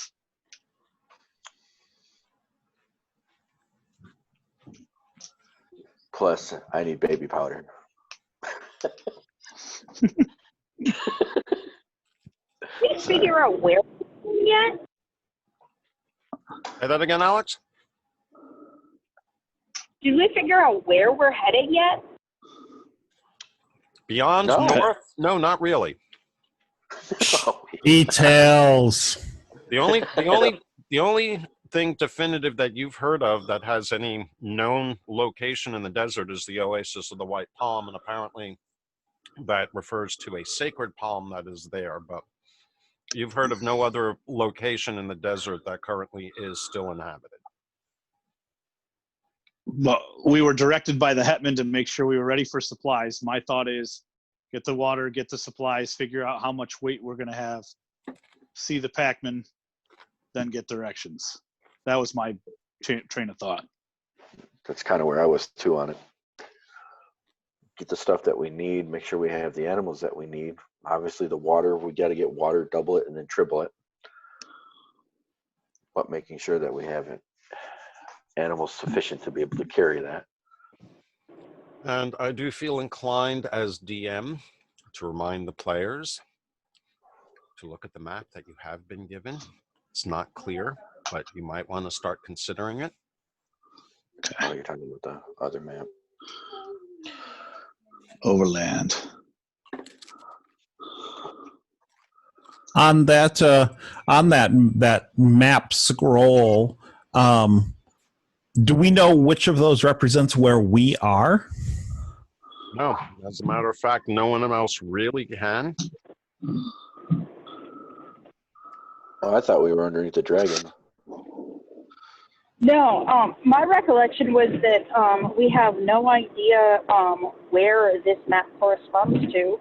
We just know that this map fragment is important, but we haven't been able to match up anything it shows with any modern map. So it would have been a good thing to maybe ask the headman. Or we could ask the people downstairs who seem to be the traveling people. Either or. Yeah, that's true. Yeah. That's true. The But travelers. Yeah, would those know people more. might. Yeah, good idea. I'm also going to have you roll a wisdom check. And I will Have who? have all of you roll a wisdom check. I will roll one for KLE. You and the wisdom checks. Who's rolling it? All of us? Yeah, and this one you can see. In the tower or in clear? You can see. Go ahead and roll it in the clear. I rolled it in the tower. I have one in the tower. Do you want me to Hey, re-roll? Haig, you got a 20 on that. Oh, yeah. Nice. Me, not so much. Not a nat 20, but with your bonus of 20. Gotcha.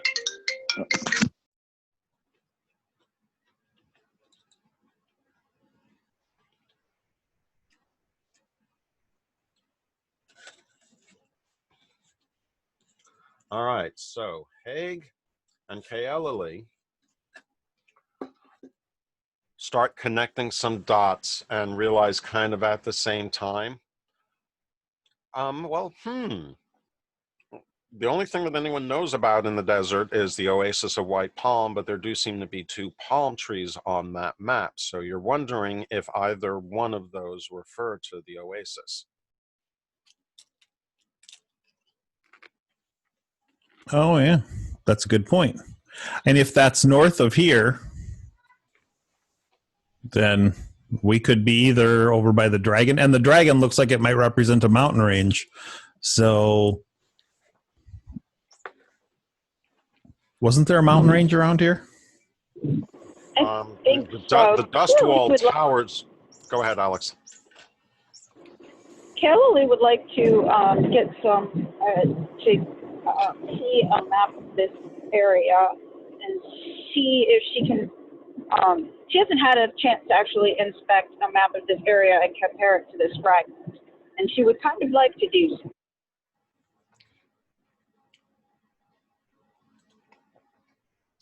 Okay, so on the overland map,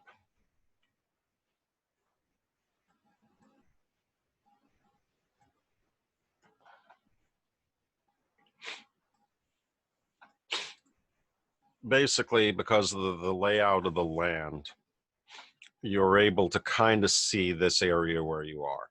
So if you look over at the Zoom screen, you'll see I'm sharing from the shared player screen and kind of highlighting what you would see if you open up the overland map on your screen. And what you do know at this point is that you are in this valley here, and during the daytime, Bralizzar is here, and you can see these huge, huge mountains towering around you. They're apparently, and you can actually kind of see it from town, but there is a veil that you can see where the mountains kind of dip really low, and it looks like that there is a clear pass through the southern area of the mountains leading to out away from the desert and away from everything else. So that obviously would be your way out if you chose to go that way, but where it goes, no one's mentioned or talked about so far. This northern line or range of mountains you've heard referred to as the dust wall, and it does look like a solid block of mountains, and even in the direction where the pass supposedly goes, it gets a little lower, but everything along this northern barrier is snow tipped.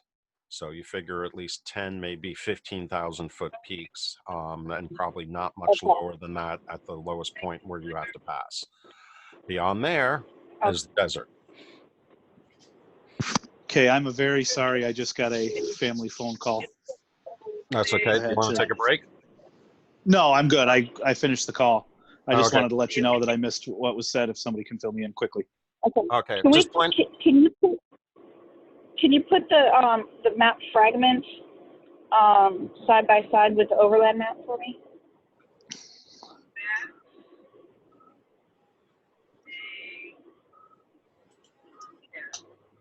I see why it's frustrated with me when he tells me the name of the series. I don't hear well, so. Ah.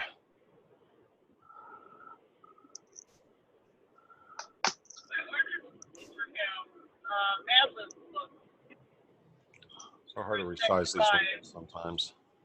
Yeah, I agree. So it came to my house, and stuff up to my house. So I guess it's something else to resize for this time. And on the overland map, the black dot is where we are. Yes, Yeah. that's Bralizzar. Okay. Any suggestions of what you'd like me to have? There we go.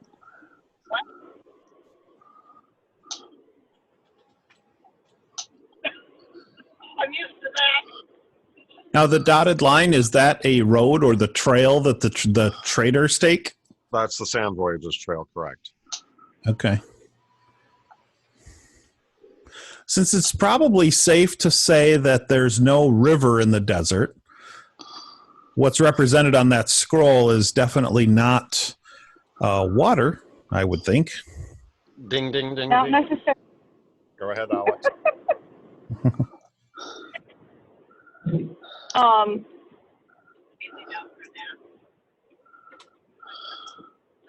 It's not necessarily not water, but my guess is if it represents water, it is the corresponding modern feature does not have water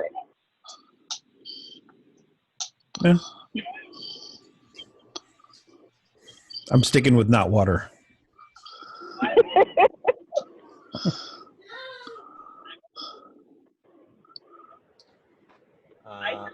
Let's see.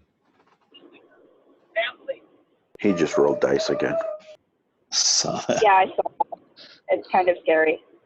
Redreth and Haig. Was that Haig that said that you're sticking with water? No, it was Redreth. Redreth said that.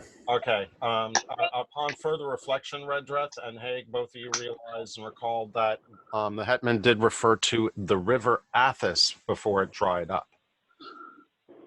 Hmm. Okay. Which is what I'm thinking is that if it represents a river on that map fragment, we are not going to find a river in even close to that same spot, but we might find evidence of what used to be a river. But it also looks like if the current overland map shows the trail going up into the mountains, and on the scroll, water's not going to flow uphill. So water would have had to have, we would have to travel further east before we go north to follow the same trail. So are we making the correlation that the scroll map, we are in the city to the left? Is that what we concurred? I think that makes sense. 'Cause Possibly. if the overland map is kicking off to the right and showing that we may follow the dried up river, there also could be something blocking the river from coming over to Bralizzar. Because because it's dried up doesn't mean that whatever's there on the path is, or whatever follows south is dried up. The river could be flowing north, though, too. Could be. Either way, I don't suggest that we travel in the riverbed, though, because that would put us at a disadvantage to everything. Right. I was just looking for landmarks that might possibly correspond. It is possible that we are in that city on the left-hand side, just under the dragon, and that it is possible the ridge that we are south of is the dragon. I'm not 100% convinced, but it is possible. Are we on the first floor yet? Are you following the merchant down? I would say probably at least to the first floor. I don't know the merchant from Adam, so I don't trust him yet. Freegarm gives you I don't no know who reason he to is. suspect that he's illegitimate. He basically, he nodded to him, and did say to you that you needed to go talk to the camel merchant to go pick up your mounts. Can I roll an Okay. insight check to see if I feel like he's being on the up and up with us? Yep, feel free. Open or tower? Power. That's always tower. Okay. Like I said in my original description, even though he doesn't look very kempt, he does seem to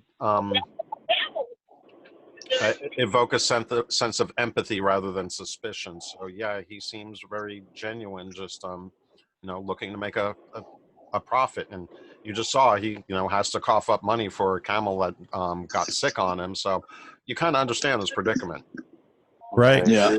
Another thing with that the trail that the traders take is that one goes up over the ridge and then goes straight north, which on the other map looks like it could lead right up to whatever that structure is. Correct. On the scroll, which that may be exactly where we need to be. So, I think we should follow the trail, follow the traders, and see where that takes us. I'm not in a hurry to follow the camel merchant. If we're passing through the first level, I'm going past the first couple of the travel guild guys, and making a comparison to them. I say, you guys see a comparison between these maps? And all I'm going to say is there a place that we can meet this merchant, maybe as in later? I'm sorry, what was the second part of that? Oh, well, I'll just address the guy since he's talking to us and trying to sell us his wares. I will just address him and say, is there somewhere we can meet up with you later? Yes, absolutely. I don't believe there'll be anywhere else that you'll be able to find mounts as exceptional as I have in this town. But you'll find me on the southeast corner of the habited areas. Just follow the smell. Not to be rude, but I'm gonna listen to what he has to say and then continue to walk towards the bazaar.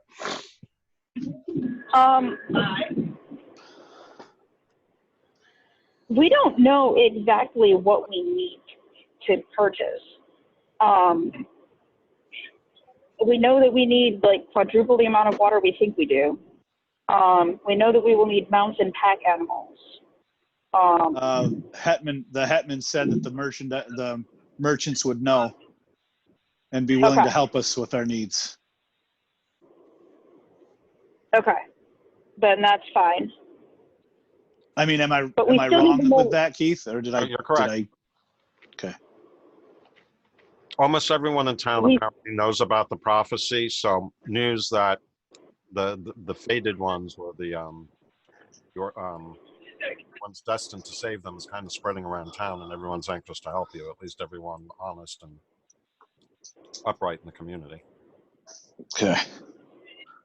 Okay. Again, I'm So- lagging back. If some of the group is moving forward, I'm lagging back and talking to the travelers. I know where the bazaar is, so I'll catch up if need be. Okay. Yeah.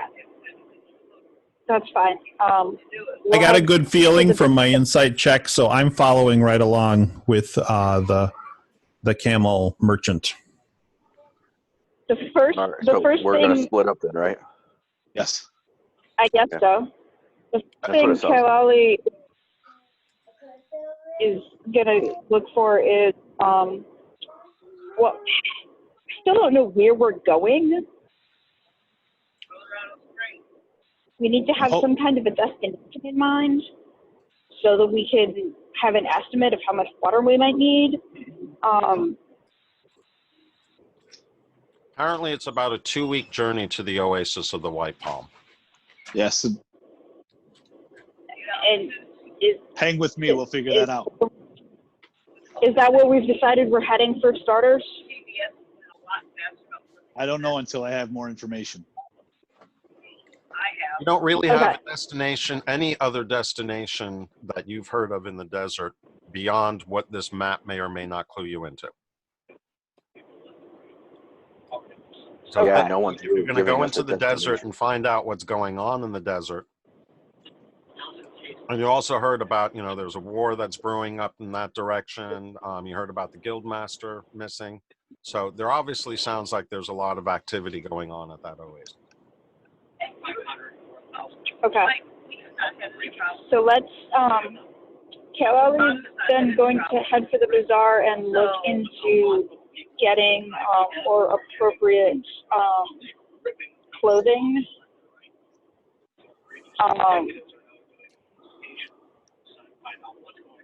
For the entire group, because what we have is inadequate.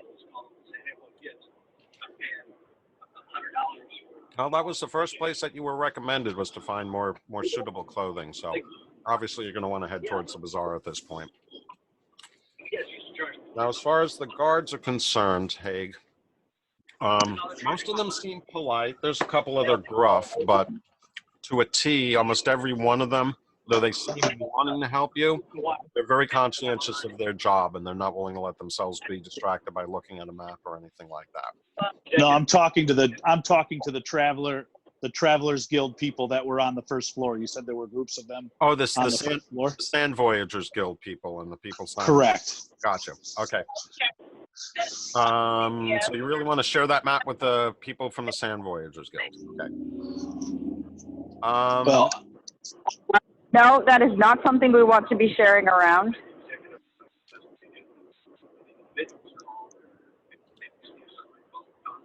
Are you ruling?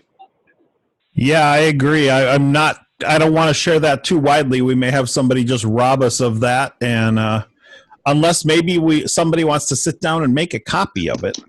but look, guys, we got to start making decisions because there's a whole lot of hemming and hawing, and we got it. I'm about ready to move forward. Are you speaking? We were already. Are you speaking as a player or as your character? Both, I Okay. guess. That's fair. I mean, yeah, he's right. I mean, we don't know where we're going, but we have an idea where we're going, and we have an idea of how long it's going to take us. We also know where to get the equipment. We have to. We're do not something. sharing that. Yeah, don't share the map. I mean, I have to agree with him. Haig, I would not share the map with anybody. There's no reason for anybody else to know. At the very least, make a copy and share the copy. No, we're not doing that.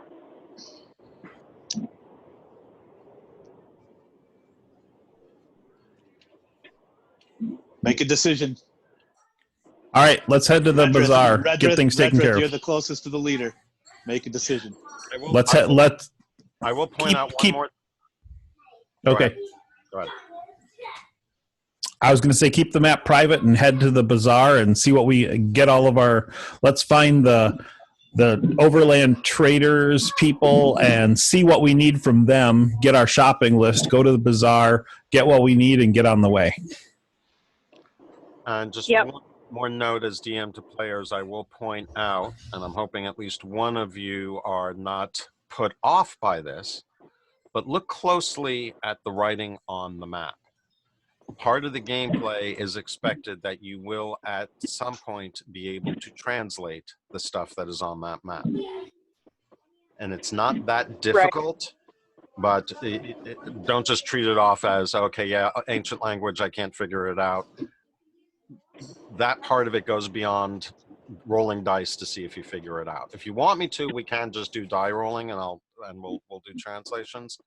But the idea is that you are going to see a lot more of that script throughout the module and the campaign. So, look at it, get familiar with it. And I will point out that if you look up by the first palm at the top of the map, the letters underneath it sure do look a lot like Sacred Pool.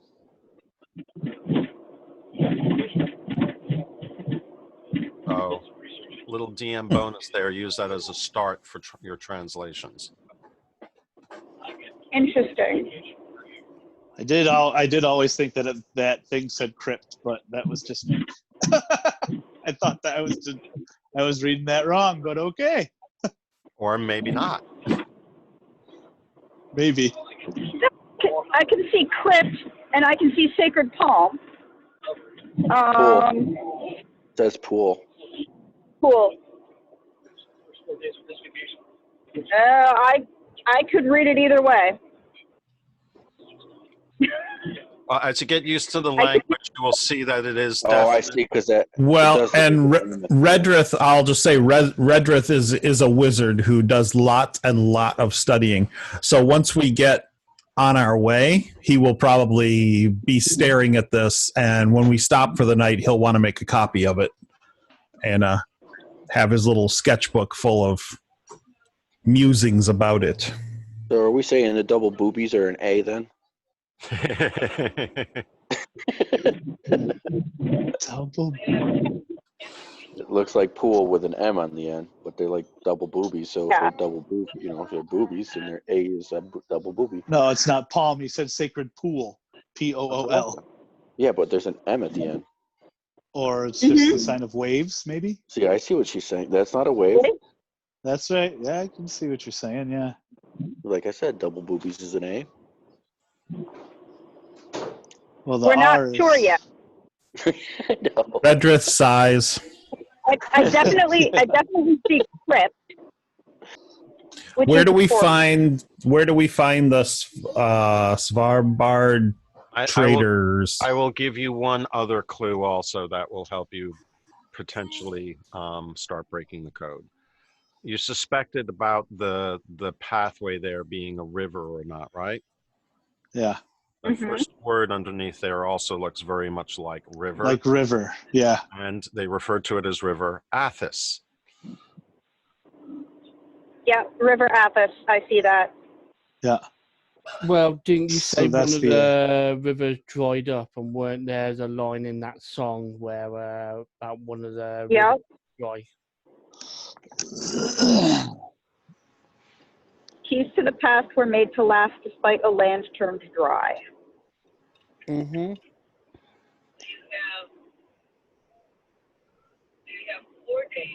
All But right. what you all hear was meow, meow, meow, meow, meow. Yeah, right. So I'm going to go ahead and expose a little more of the bazaar. I guess we'll start up that way. Yeah, so that we can get proper gear on. And I can put baby powder on. Could you imagine the chafing back then? Oh my God, it had to have been horrible.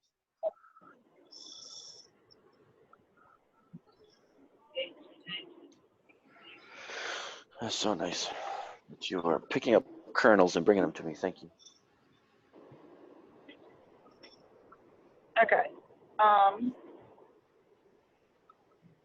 Keep tapping my screen to bring the city map to the front, and it doesn't work. And it's like, oops, I'm not Come on, controlling brother. that screen.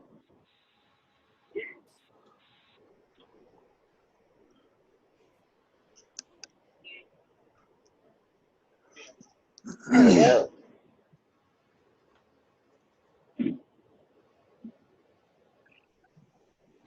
So you will see up there in an effort to try to speed up the pace on this so we can actually start adventuring. I've gone ahead and highlighted or shared the links to the obvious shops and whatnot that are along the bazaar there. So feel free to explore what's written there, decide what you want to take interest in. You'll notice the top left one is the cloth and clothing place that Takuna recommended. I'll go ahead and post a little bit more. As you would You said our overland map is the our Bralizzar. overland. Our overland map is our basic map. The scroll map we're not sharing, right? Correct. The overland Correct. is just basically what you see and know. The scroll map is literally something that the parties. Okay, so I could actually, if we're in agreement, if you guys don't want me sharing that map, I can at least show them a rough map of the guys downstairs, a rough map of what we're looking at, and give them. They're gonna know the area. So can I request? I want to request a rough map of somebody who knows the area, a rough sketch of what they know.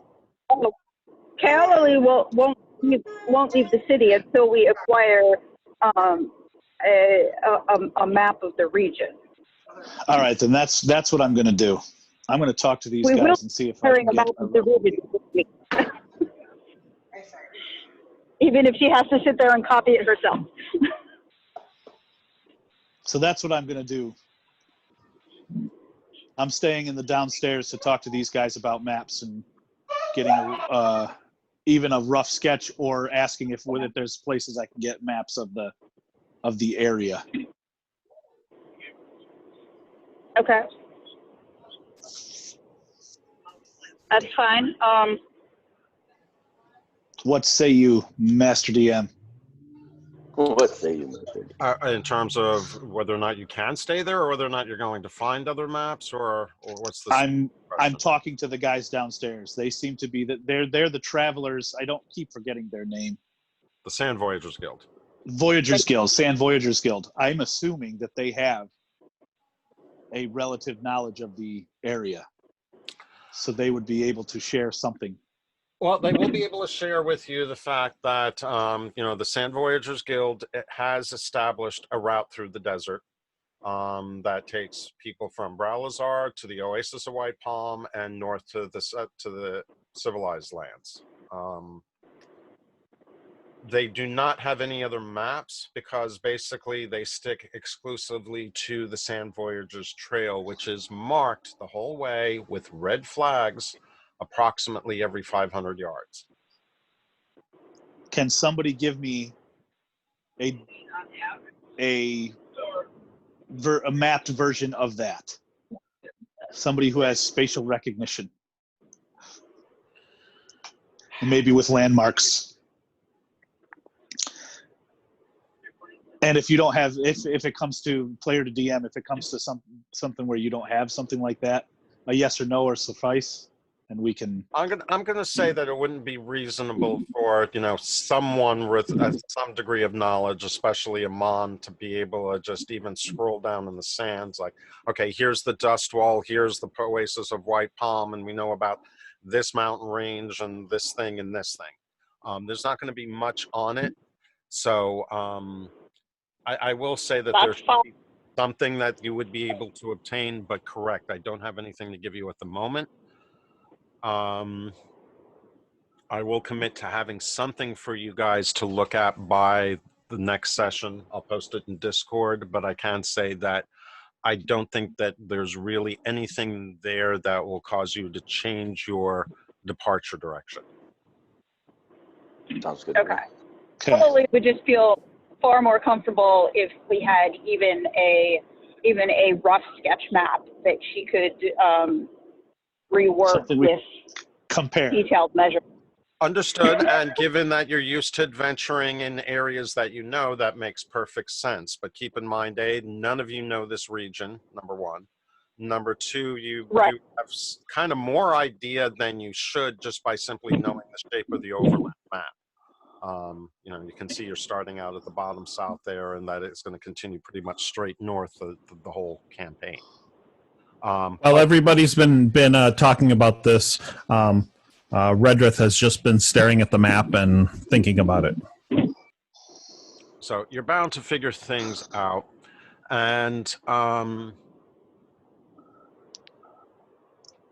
yeah, I think at this point there's not going to be really much more information that you're going to pull off of it. The other thing to keep in mind too is, as Mizram pointed out earlier, once you get into the heart of the desert, navigating through the desert, there's not going to be very many features that you can use to pinpoint direction on. So a lot of this Right. is meant to be kind of, I don't want to say blind wandering, but it is meant to give you a sense of disorientation. Well, plus, he said stars. We can navigate. So, but you're all 5th level characters. You shouldn't be worried about a bunch of open sand, right? Word. I'm not Sure. worried about the open sand. I'm worried about Famous what land. comes out. Oh, Yeah, what? exactly. What's under the open sand? What, a bunch of Yeah, sand but- chiggers? I mean, we went to a cave and we weren't expecting 8 trolls to come after the one troll we killed. So It was more than 8. it's 10. I know, but I don't count the 2 little ones.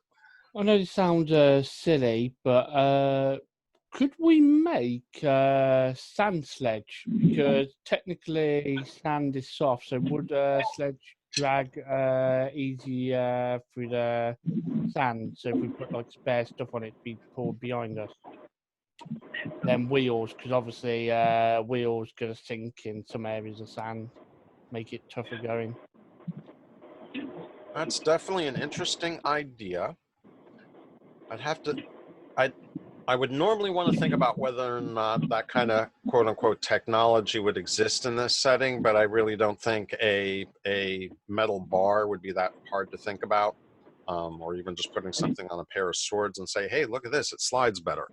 But I'll let the party decide whether or not you want to investigate improvising something like that. There is nothing like that pre-built ready to go, though. It's an interesting idea, though, Ant. Yeah, because what I'm thinking about doing is, do you know, like giant woks they use in certain eastern middle country, like where basically like they have like giant shield-like woks with like handles on it, and like you sometimes see them when they pack their belongings into it after they finish cooking, and obviously clean it out first. So they pack their belongings in it, and then they cover it with a cloth, so it keeps it all nice and faster and around the handles.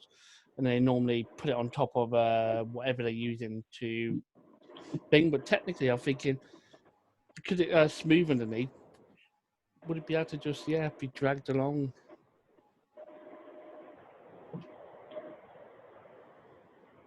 Party? Your thoughts on this? Is he talking about a sled, like being held, like being dragged behind us or something? Yeah, kind of. I think there'd be too much drag. I think maybe skis. I had my mic down the whole time. I said, "Are you thinking like a toboggan on snow, like a sled on snow?" That's kind of what he's thinking. Miz? But they have those things, don't they? If I'm not mistaken, camel, you can actually hook something to a back of a camel that actually does something similar to that, if I'm not mistaken. Yeah, nowadays there's stuff like that. Like I said initially, I'm not sure whether or not that would exist. It just isn't pre-made in the content that I have, but I'm not going to say you guys can't improvise something like that. Okay. I mean, it's not a bad idea. Exactly. I don't think so either. I think it's a really good idea, actually. It's not, because it's not all that weight on the camel, but yet a camel can drag it. A camel is very powerful. And just a reminder that you do have apparently have horses and camels available. Obviously, there's going to be a trade-off between them. Primarily, the horse can go slightly faster in most terrain, but the camel's going to be able to last a lot longer without water. Correct. Well, the reason why I was suggesting like something like a giant Middle Eastern cooking wok would basically to put supplies in it and drag it behind, because sometimes there might be areas where the pack animal might not properly be able to get to, and if we're going inside places to explore, and no guarantee those animals are going to be there when we get back. So being able to safely get our supplies down to where we're exploring, just in case we lose our animals, we're going to need somewhere to carry our supplies. And yeah, I thought if we just had something to drag along, keep our supplies on, it might be a bit easier. So we're going to need a very tall shield and some kind of front on it to keep the sand coming onto the shield to stop it. Mm-hmm. I mean, it's very doable if there's a blacksmith in town.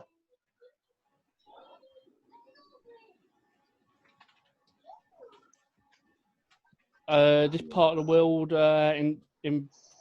I'm thinking we don't want to spend 6 weeks here working on something like that. That we might be better off. 6 weeks, though. We might be better off figuring out what do the Sandovar traders do to. They obviously make it through the desert. So what do they use to carry all their water and whatnot? Maybe if we just do what they do, and then we can get on the way. Exactly. I'm about ready to take my chances. I can actually hear out the window. I can hear Dan banging his head on his desk up 10 miles north of me. So, you know. I'm not being negative. Just like, I wonder if we're ever going to get out of town, guys. I was expecting we'd at least get out of town today. Just so you know, what is fair to you about some of the questions that you've been asking yourselves. Basically, for water, you're going to need a half gallon per day. Is that per person? While riding, per person, and a gallon per day for if you're walking or doing any heavy activity.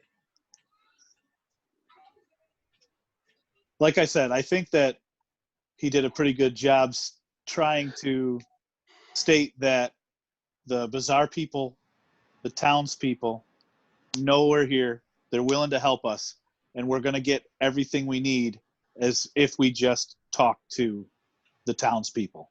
Get to the bazaar, get our equipment, talk to the packmen, get our whatever, and then we have the whole Sand Voyagers Guild to say, point us in the right direction. I think everything's out there. We just have to talk to the people and get it done.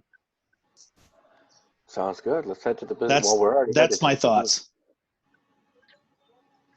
Well, let's head to the bazaar and see who comes to our aid at first. Then I guess. And one final note, which will affect your decisions: camels require a gallon a day. Horses require 4 gallons a day. Ooh, 4 gallons? Yep. Holy moly, they drink more than we do. Yep. So camels are the way to go. In the desert, that usually is the case, but as I did point out, horses can be faster in some situations, but it depends. Camels are definitely much more suited for desert terrain, though. Right. I mean, think about the Never-Ending Story. He takes the horse through the desert. I mean, no problem. Yep. If it was a camel, there are plenty of Arabian horses. I was going to say, Lawrence of Arabia always rode a horse, so I'm sure that the horses always have to be better. Wow, faster, not better. That was humor. Oh. Anyway, does anybody? And so, Kaelali, do you have any specific things that you want to do that would make you feel better about moving forward? Like anything that we can do to get? Nothing specific. I mean, we need to see if we can either get our armor adjusted so that it's not as dark, or replace it with lighter colored armor. We need to get appropriate clothing for the climate. And then we just need to get provisions, water, mounts, and pack animals. Probably going to be probably all going to be camels. Agreed. Let's get it done. I just want to hit something with something metal and shiny. Sorry, we got to lay the foundations as much as possible. But yeah, as I Agreed. pointed out, there's not going to be much urban settings in the rest of this campaign. I know, right? Before right. Dan starts hitting So on let's- the big guy there. So let's get to the bazaar, see what they got. I would like to go to Amon and see if he can make magical adjustments to my armor without it taking a week. So just to give you a sense of flavor, think of what is it? Raiders of the Lost Ark, where they're in the Egyptian setting. Where Temple of Doom. No, it Temple is of Doom. Okay. I'm trying I to think they're in the desert. I think they're in the desert in all three. So Yeah, but I'm thinking of the Egyptian bazaar where This is at the beginning of that was in the middle of the first one, Raiders of the Lost Ark. right, where Karen gets caught up in the basket and they're chasing Yes. after him and yep. shoots the guy with the sword. Spinning the sword around. Yep. Yeah, exactly. It's like that boom. So in terms of flavor and aura, very much like that. The area is a collection of small shops flanking a rather wide street clogged with traffic. Teeming with life and trade, it is here that all the deals are made for the goods that will be carried across the desert. Merchants are all around, haggling and making the best deals possible for their merchandise, and pretty much everyone there is either a seller or a buyer. Customers are shouting at each other, waving their arms as they deal. And a few of you notice that there seems to be an additional layer of communication. You see certain people making signals, consistent signals with their hands. And so there's apparently something else that's being relayed as part of the method of dealing and trading in the area. You see most people have their copper medallions. The merchants have their silver ones. Not many of the buyers seem to have silver ones, but they do seem the ones that do get the best service, without a doubt. Okay. As you can see, when you first enter the bazaar, to your right, you see a basket vendor, tack and harness, cloth and clothing, tents. Tents you're probably going to want to make use of, especially if you're going to camp during the daytime. You have a camp though, right, Jim? You have a magical camp of sorts. Yes, I have. I can cast the Leomund's tiny hut if I have spell slots. So I got to make sure I always keep one slot open for that. But it wouldn't be bad to have a backup. A backup tent or two. Right. We can always set the tent up and set the hut up inside the tent too, to disguise it too. That's smart thinking. Layers. Yeah. All right, so finishing through the list of what you see: dried meat vendor, an unusual tavern, barber, some gems, statues, rugs, grains. Probably not much on the eastern side that you care about, but probably a lot more on the western side. So with that in mind, I'm going to give everyone 10 minutes to go ahead and update their character inventories with additional gear. Feel free to substitute if you have weight concerns with additional gear for what you can procure here. No plus weapons, no exceptional weapons, but basic goods. Basically, grab what you feel you can carry. Costs will be covered by Amon. Okay. And let's see. Is there a list? With both. Say again, Alex? That's going to be a little difficult for me. That's true, because you're not online. But you can do that the next time you get online, and I will let you handle it retroactively. Okay. So no Nutrisystem boots that half your weight when you wear them. Yeah, stuff like that. But like in her case, Dang she's it. wearing leather. I figure she's okay with the case of the brothers. You guys need to pick up at least some leather armor that you can wear during the daytime.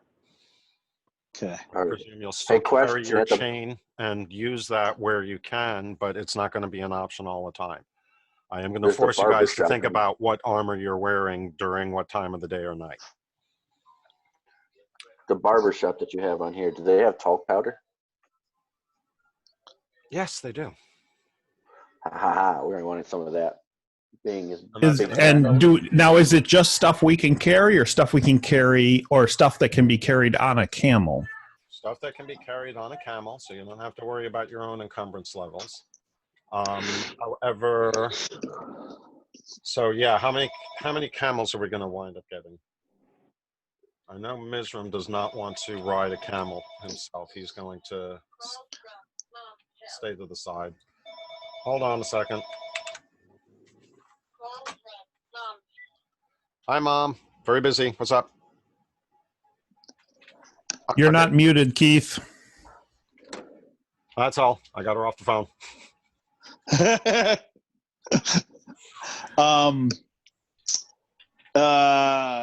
I would rather not pick it up, but in case we ever run into it in the future, are the camels even going to be able to support the weight of the Goliaths? How heavy are the Goliaths? I thought they were pretty heavy, 500 pounds, 400 or 500 pounds. Let me look it up. Really?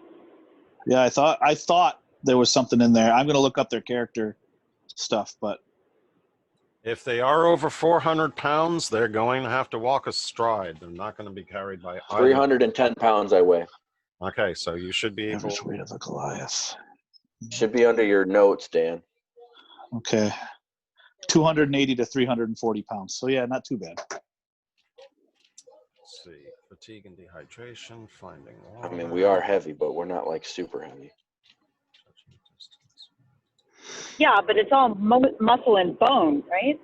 Right. We're big boned. Just question: is that like your gear weight added onto your body weight? Okay. No, that's just my body weight. That's just body weight is 240 to 280 to 340 pounds. Yeah, I'm 310. You guys actually are okay. Yeah. Both the camel and the draft horse can carry up to 400 pounds without any impact on their movement rate. If you don't Okay. care about movement rate, the camel can carry up to 650, the horse up to 600. Before it dies, you got it. Before it can't move. Yeah. Very good. All right. Okay. So take All 10 right. minutes. Is there a list? Is there a Okay. list for each shop or something, or are we just supposed to go into the, Just the items something? and weapons and lists that's in there. I did not set up a specific catalog for in here. So, but yeah, kind of keep in mind that scimitars are a lot more available than short swords, for instance. I'm going to ask one of the merchants, what is the average travel time to the White Palm? 1 to 2 weeks. 1 to 2 weeks. Very good. We need to plan for a minimum of 2 weeks then. Right. Exactly. Go take a trip? I'm thinking that we're going to need 1 to 2 mounts each, and we're going to need a bunch of packed animals as well.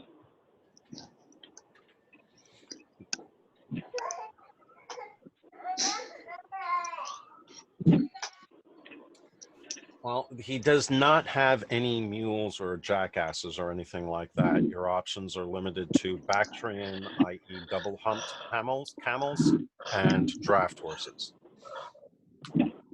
Unless you want to include Varric, and I give him a little side glance. What? You gonna put a freaking saddle on me? No, I'm just calling you a jackass. Oh, okay. There's no real reason why we can't just use camels as pack animals. And that's pretty standard for around here as well. Simply because they're the most suited for the desert. So why get something else? Yeah. The question really comes down to how fast you want to travel with the camels. Do you expect to be keeping up a rapid pace, in which case you want to keep them relatively lightly burdened? if you're expecting that you're going to have people walking beside them as well Seriously? as people riding them, Okay, you're gonna we have can to load them up a remember. little more. You're gonna have to remember people. Desert weather. So, for example, if there's a sandstorm, the horse is going to have to come inside a tent with us or inside cover with us, where a camel will be able to happily just sit down and be all right. A horse is going to need to take shelter with us if there's a sandstorm, because obviously, they're not exactly designed to handle a sandstorm if we come across one, just as a Holy reminder. crap, Dan! We're gonna have to have a pack animal just for water? Yeah, Yeah, I mean, excellent we point, need Ant. a lot of water. Are there Actually, there hold on a second. Let me just clarify. I know this is kind of off. You are right on the 8 pounds per gallon, but I believe Because that's 168 added to my yeah, character I plus think whatever you're I'm just taking. supposed. I think it's 5 pounds per gallon for purposes of the campaign. Okay, That gives you a little more room to work with. that's 105. And again, all of that can be carried on one camel. So But that's for each that's person. per person. So still, they could carry one camel could carry enough water for 2 people and not slow down, or enough for 4 people and still be walking about the same speed as people walk. True. So basically, we're gonna need 2 camels just for water. We're going to need one. If we go at a walking pace, we can have 1 camel just for water and then 1 camel for other supplies. All right, I will be back in 10 minutes. You guys figure out what you want to add. Please go ahead and add stuff to your sheet as necessary. Like I said, cost. And if you have any specific questions for me, I will answer them when I get back here in 5 to 10 minutes. And then we'll go until we finish. So here's what I'm thinking. If we encounter anything on the road, we can check them for food. Dried meats obviously is going to be a good thing to bring because it's already cured for food. right? But that's my input right there. Is the water and the meat are my big concerns. We should be agree with the carrying dried every meat. much else we need, or as Jerky's far as really I'm concerned. My question is, do we need to carry enough water to get from point A to point B, or are there small wells and oases on the way that we, at like common campsites, that we could use to refill some of our water? Good point. I mean, we don't know. We could. No, but that's a question to ask. Wait, we'll have to ask the merchants or the sand voyagers. Yeah. Well, we the players need to ask our DM who just stepped out. No, I'm going to answer that right now. To answer that question, your understanding from the people we've talked to is that there is no water that is findable between here and the oasis, but beyond the oasis, there are wells that can be found. I believe should be well known amongst some of the dervishes, though they don't usually share that information. The oasis is the white palm? Correct. Yeah. Okay. Very good. Oasis is the white palm. So we need to carry enough water to get us there. So that's a minimum of 2 weeks worth of water. Because I would rather carry 2 weeks worth of water and make it in 1 week than carry 1 week's worth of water and not make it.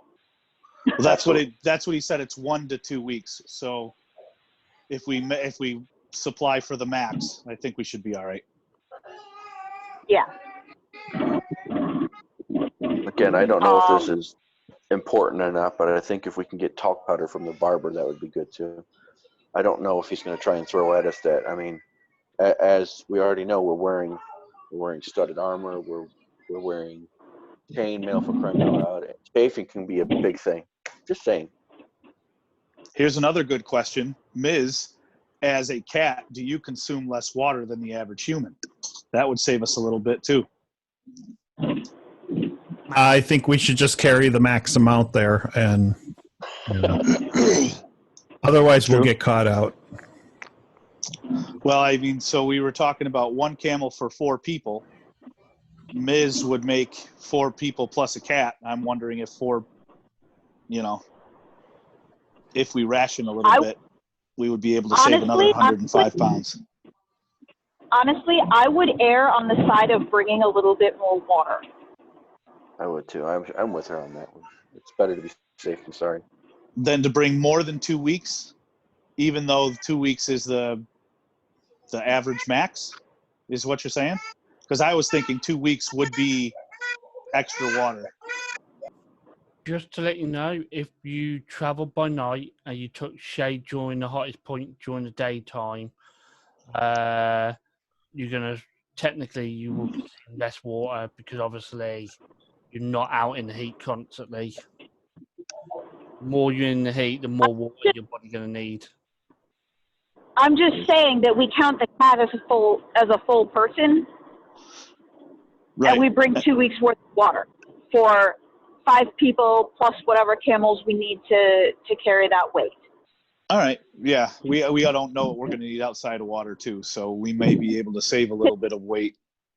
Because if the cat ends up not drinking a full person's worth of water, then that just gives us a little bit extra to play with. Yeah. But I would count the cat as a full person.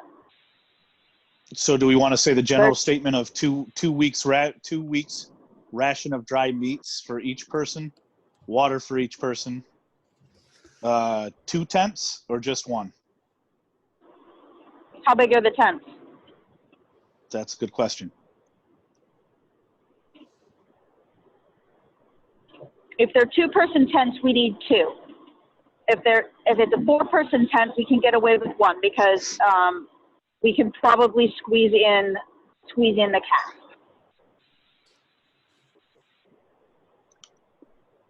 Well, he's a panther too, right? He's a pretty big kitty. Or? I shrink myself down to a desert wild cat, which is tabby. Tiny. Okay.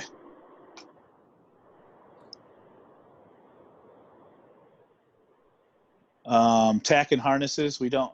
I would assume that the merchant is going to have those equipped to the ones he gives us, but I don't know. I would assume so, but if we want to if we are intending to micromanage, that we do need to account for the weight. Jim, I'm sorry, Redrith, you were looking for a Brazilian. The barber is top left of the Bralizzar. No? I'm looking for goggles. That's what I want. Goggles. So you want the glass maker? I want the glass maker, and I'll end up at the leather maker too, so that I can get goggles like I put in Discord. I also added, while everybody's been talking about stuff, Redrith has kind of zoned out the conversation and been staring at the map, and has a few musings on that. Okay. So.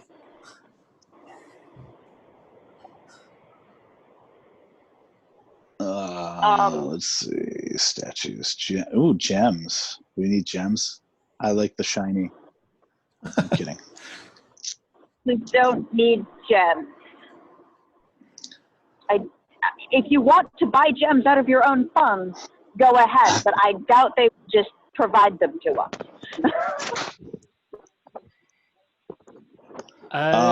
Just as a reminder to people, I am a druid and I can cast good berries, which berry can provide enough nourishment to sustain one creature for a whole day. Ooh, good berries on top of some oatmeal. They got bags of grain. I wish I had thought of this. I could have taken the spell Create Water. I was looking at that, and it says you need to be a druid of the desert circle. Or like, damn it. And then it go, but if you're a cleric, you can 100% take it. I'm like, where's Faldrin when you need him? Yeah, Jim, you can wait till the next day and take that spell, though. You know, you get to pick your spells every morning. Do I? I'm a wizard. Does the wizard get to do that? That's why they changed the rules from having specific spells to having spell slots. Spell slots mean you get to choose what spells you prepare for the day. I have to look that up. I thought clerics, and there were some that get to do that, but there were some that have to choose. Okay. But not that I know. The wizard put the spell recorded in his spell book. But once he has it recorded in his spell book, then he could choose any spells. He could choose a selection of spells from his spell book. Okay. Every morning. If you are a cleric or a druid, you have access to the entire list of spells available in the campaign, and you can change them out every morning. Okay, so Wizard has to, but he has to. the wizard has to record them in his spell book before he can prepare them. Choose from them. Right.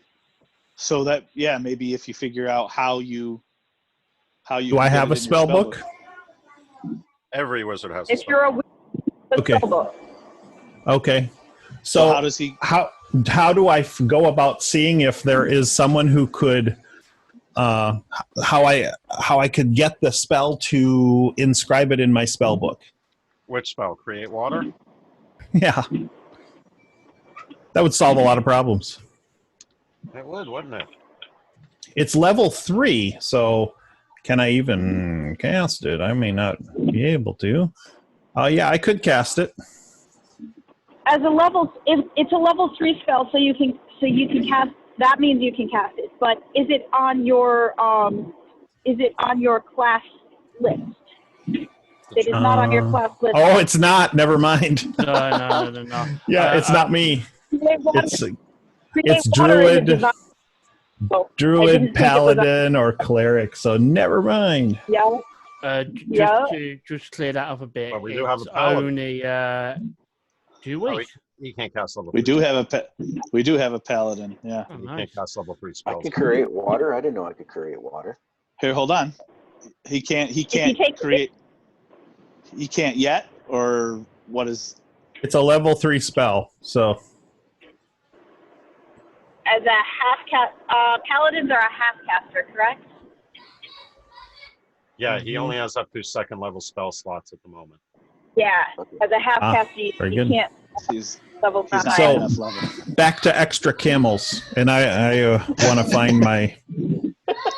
to find the glass and leather maker so I can get my goggles made before we leave. Presumably at some point through the adventure, Varric will become high enough level that he'll be able to cast Create. So keep that in mind. As far as your But that'll never happen if we don't actually leave the city. So we should probably get going on some of this. as far as I your wish- goggles go, Redreth, I just exposed. Whoops, wrong one. Hold on. Right by the grains, just south of there, you find a trinket store that happens to have exactly what you're looking for, already made. Why do I keep Glasses? Hold on. Enough pairs for everybody? Yeah, I lost the grains. Oh, there it is. Yeah, I was trying to share the. Yeah, I'm having Icon, a problem. the I keep pin. trying to share the other link, and instead it keeps hiding the. There we go. Well, I'll leave it there. Right on Say top there's of each actually other. a shop that is kind of tucked behind the corner there. Oh, hey, trinkets. Oh, that's fabulous. Yes, I'm so there.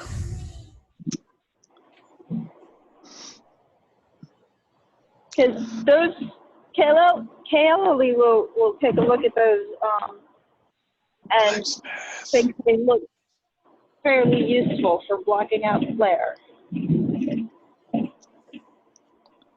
And would like a pair for herself, but I don't know that it's necessary to have 4 or 5 pairs waiting for us to buy them. I could see 1 pair for sure. Oh, hey, if there's going to be a sandstorm or something like that going on, the more people that have them, I think people would, or even just natural glare during the day looking around. I think. Let's just say Redreth's picking one up. What does your camp do for weight? Anything? If we hid inside your camp, does that change our weight at all? My camp? Your hut. Oh, the hut? hut? It does nothing. It doesn't change anything. That's a volume issue. That's a volume thing. It's only got a certain amount of volume. Anything you can cram into it, no matter how much it weighs. If you can cram it into that volume, then you can fit it. The reason But I it's ask pretty- is because if we were to make that cart and then have him make his hut, and we got inside the hut, we could have the camel tow the cart and all of us inside the hut. Well, the hut lasts for 8 hours, and then it goes away. Okay, yeah. Okay, never mind. I'm overthinking And things. and it's a 10-foot radius dome. So now radius, that's not diameter. So it's actually 20 feet across. It's still kind of tiny when you're trying to cram in lots of people and gear and keep animals under cover. There's not a whole lot of room. That's true. It's a good size. But It's a 20-foot dome, though. That's impressive. pretty. That's a pretty big dome. So All I'm It's gonna a family say, hut. All I'm going to say is you're playing in the wrong campaign for that kind of idea.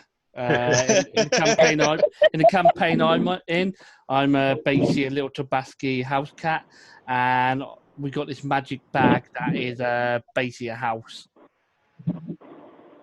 That's fun. that's cool. That's cool. I mean, Anyway, because you could also set it up underwater, which doesn't apply to us here, but that would be kind of cool too. Would be. Anyway, what we've got so far, Keith, is we've got one camel for water strictly, it sounds like.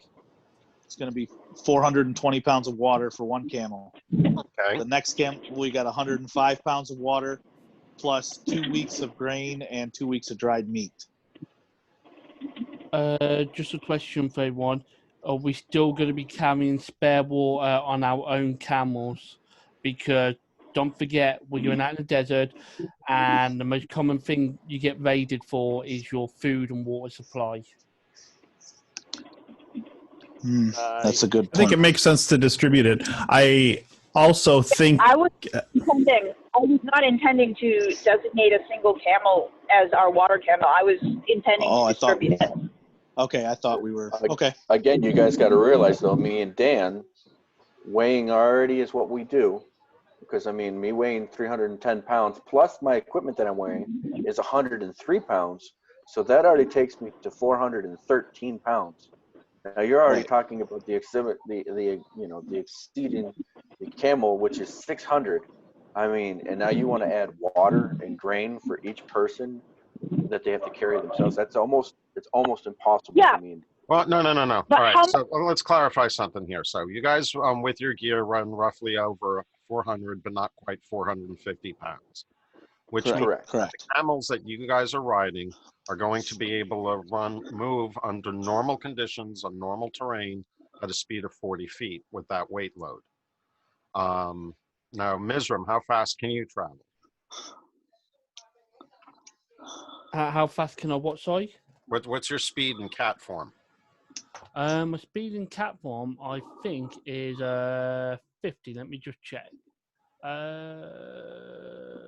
The speed is... Man, I love the writing on this game. It's so tiny.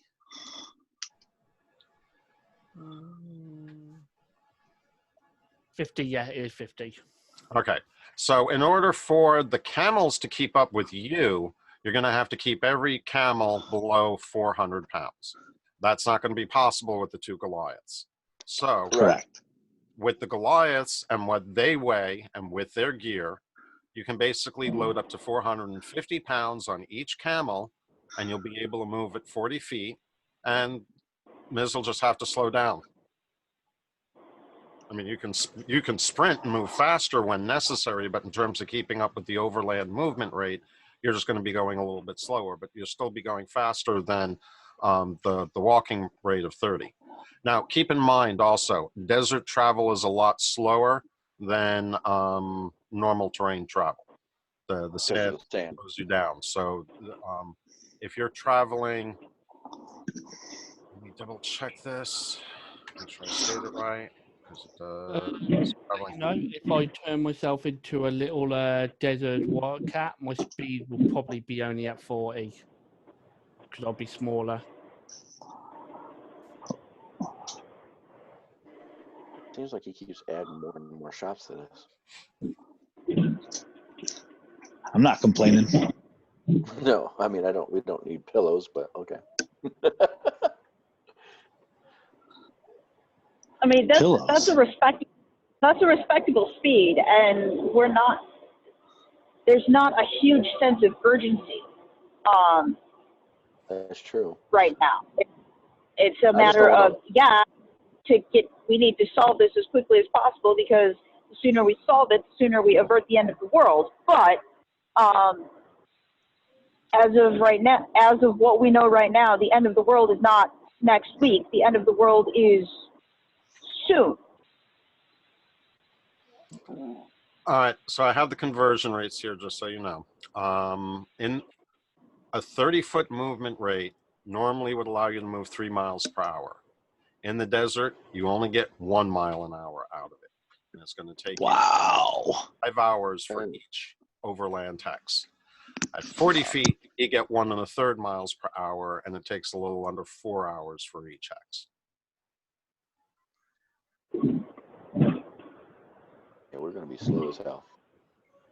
Yes, travel through the desert, it's definitely substantially slower. Now, again, that doesn't affect when we go inside and, go into ruins and other places, your normal movement rates will apply. But trudging through the sand is tedious, Okay. especially over 8 hours a day in the heat. All I know is I want one of those things that cover my armor, obviously, that is light and talc powder, so that I don't chafe under my armor. That's all I want. Well, actually, I'm going to go ahead and share this one sheet with you guys, which does break down. Are there enough goggles available for everyone to have a pair?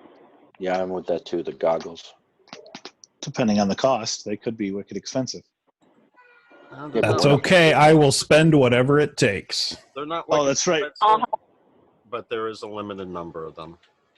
I was going to say there could be. We're having our stuff covered for us anyway, right? Yeah, there's unfortunately only 2 sets of those goggles available. Well, as a group, we are getting them both. That's not a problem. They are welcome. They're more than happy to provide them to you, but the rest of you will have to decide who has them. Redruth, go grab them quick before somebody takes them. And I would say Kaleli would get the other set. My brothers can be all right without.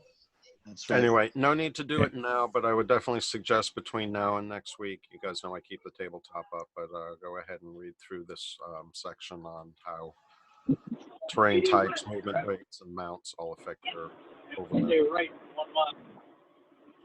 Aha. Put it there. Does it pop up when I click it? It does. We're good.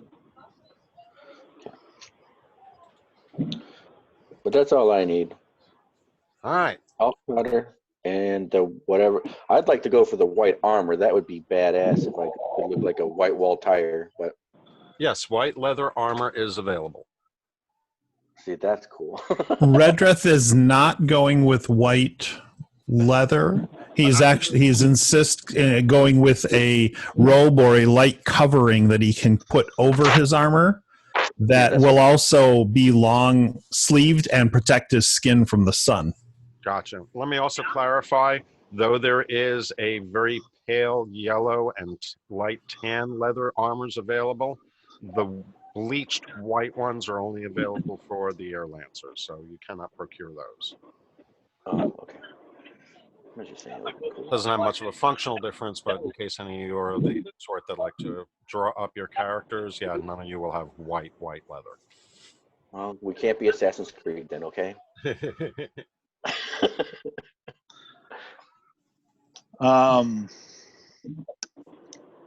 My first thing, I only have chain on, correct? That's what we have, yes.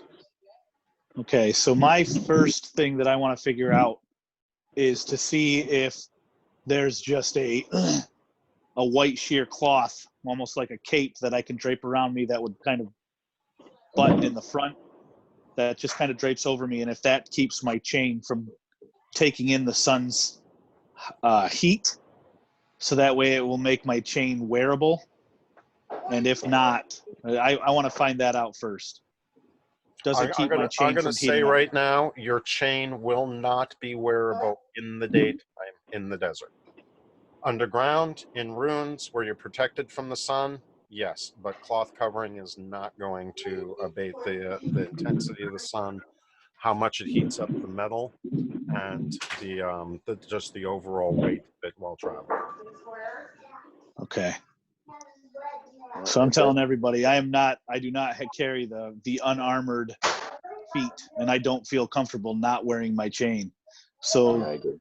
the least daytime movement we can do would be good for me, and I'll just get a leather studded vest to wear on the. And honestly, both you and Varric, because of your heritage, regardless of your confidence in your armor, you just both are really uncomfortable in this heat. Oh yeah, you're like nighttime. Yeah. Stay out of the sun. If we don't have to be in it, screw that. Yeah, I'm anxious to get out of town. Let's wait until the sun sets. Yeah. So I'm just going to carry a cape that drapes over me, kind of drapes off my shoulders and covers my arms and the rest of my body. Does it have a big S on the back of it? No, it's all white. It's all white with like a light furry just collar curious. on it. Okay. If I'm going to get it, I want it to look regal. And just to make Because fur will be good in the desert. That'll be nice and cool. Light fur. I said light fur. Just like a little tuft around the collar. You wouldn't be the first. There's plenty of them that have fur around their cowls and their helm and other head dressings. Now, just to make sure I got my counts right, we've got 4 camels, 1 for each of you that are riding. So that excludes Mizram, correct? And then 1 or 2 more camels for water and supplies. Correct. Sounds about right. How many? 1 or 2? I would say 2. Anybody disagree with that? Water and I mean, as far as I remember, we're not sparing any expense. So that's a total of 6 camels for 5 people, 4 of them mounted. I also want to. What kind of check do you think it would be to kind of look over the camels, and make sure we're not getting any? Make sure we're not getting any sort of bum camels. Sick camels, like the guy just went to court for. Sick camels, weak camels, old camels. I don't want to lose a camel on the trek. Yeah, understood. And of course, he just did have an issue in front of the hetman about selling a sick camel. But like I said, your impression of him, his name is Quatron. His initial impression, he comes across as seedy and slovenly, but that's not unexpected for someone who's, tending to livestock, especially camels, to spit in people's faces. That's another reason why people do prefer horses. They're a lot more tameable. Camels have attitude. And yeah, he kind of comments several times about, the damn camels, you got to really keep them in line, be alpha, don't take any spit from them. You mean like a Conan the Destroyer situation? Yeah, kind of. And I'm not worried about a camel. It spits in his face and he just punches it and knocks it out. Yeah, basically. But honestly, there are no other camel vendors in town. This is the only place that sells lives. I'm not. I'm saying I want to pick the select of his stock. I'm sure he has more. Oh than yeah, just he's letting you guys choose the ones that you want. He's got let's see. Yeah, he's got about 8 of them, so you're going to be able to choose. We'll leave 2 behind. So very good. You'll get the best 75%.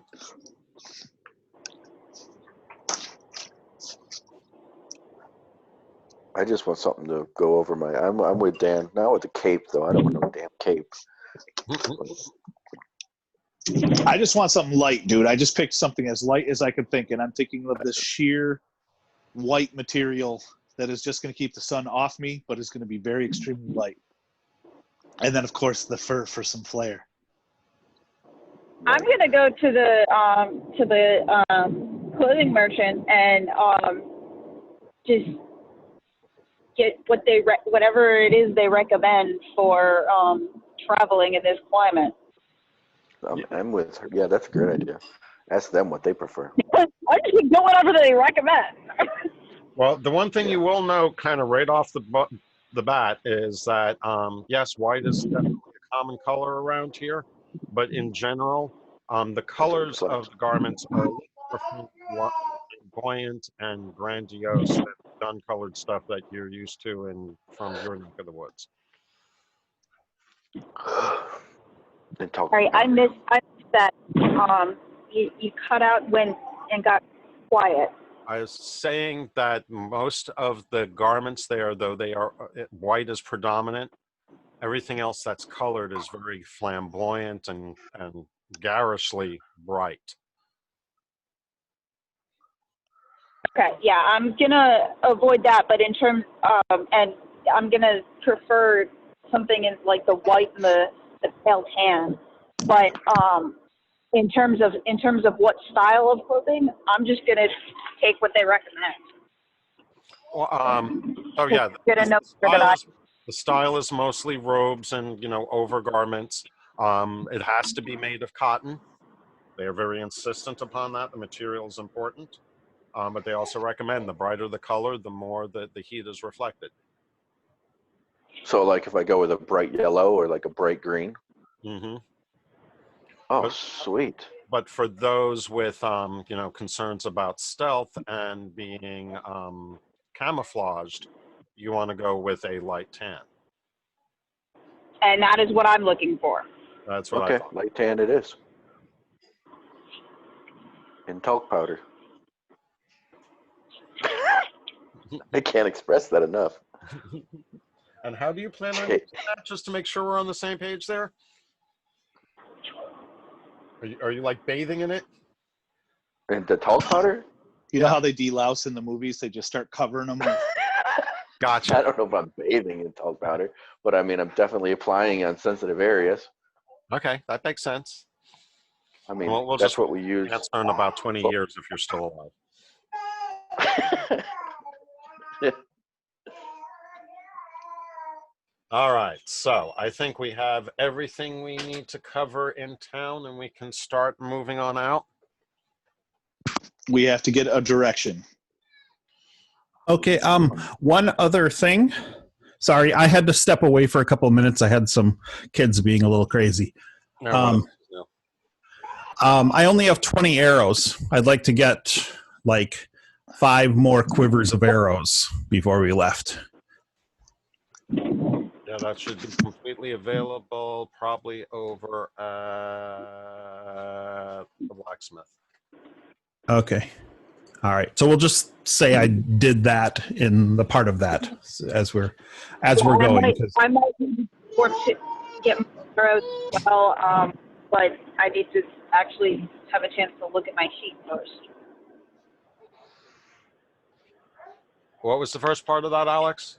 You have to do what before you need to look at your sheet in order to do what? In order to know whether or not I need more arrows. Ah, I can probably look that up for you. Hold on.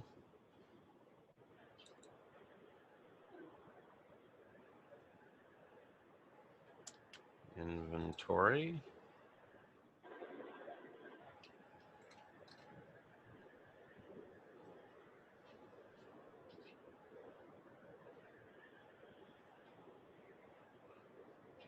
Yeah, you're probably going to want more. I don't think 40 is going to last you 2 weeks.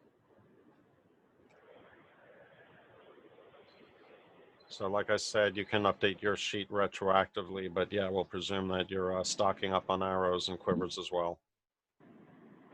Yeah. Did you want us to update our own sheets accordingly? Yes, please. Okay. Yeah, that's kind of what I gave you the break for before. If you didn't, no big deal. Like I said, I keep the game table up most of the week. So what would it just be, a rope then, a light rope that we're adding? Like I and said, I said, go ahead. I was saying anything that's in the standard player's handbook equipment list that isn't, Okay. plus magical, exotic, go ahead and add it. You don't have to worry about cost. The town is covering it. I have to figure out how to add. It's new to me. I think you just need to drag and drop. Drag the little the little eye symbol inside the hex. Those are And it's inside. Actually, it The depends. info's inside the library. The books are inside the library. Yeah, if you load up the appropriate module and then go into, say, the items button, you should be able to just drag and drop. Very good. If it's something that's not listed in one of the books, because I don't think desert clothing is a standard item in the PHB, you can just add the item directly from your inventory tab. Yeah, at the very bottom right corner of your inventory tab, you'll see a plus minus box. You hit that, and then you can manually add by using the green plus button that they stick back up at the top. Actually, it's even easier than that. You click on any line in your inventory tab and your inventory list, you hit enter, and it creates a new item. Oh, that is easy. Then you don't have to worry about finding the edit mode button or with the right click menus. You just any item in your inventory list, you hit enter, and it gives you a brand.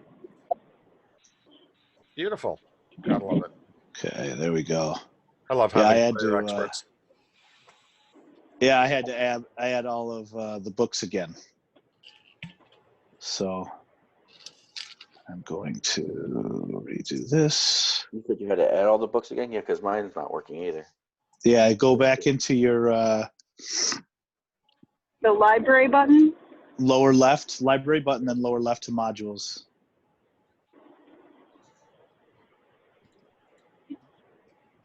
Library.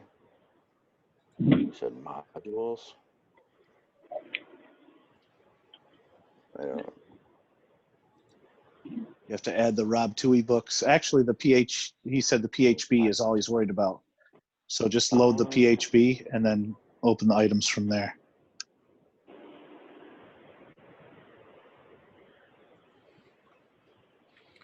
If you look at the Zoom share screen, you should see this items one over this items button. And then when you open it up, you should have both armor and weapons. I don't have anything because I haven't enabled anything here. Modules.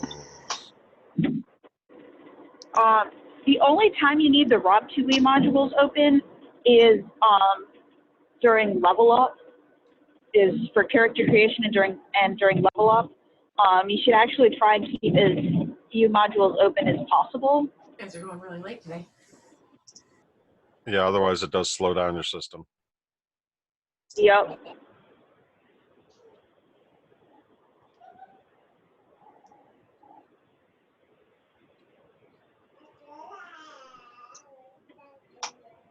There we go. Armor and weapons. Let's see. Oh, snap. There it is. That was easy enough.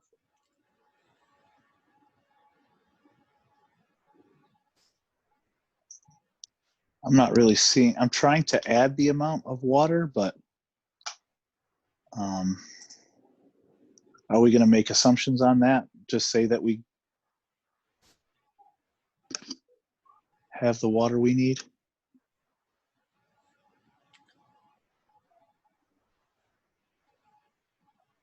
Oh, so you're getting 2 weeks worth of water based on the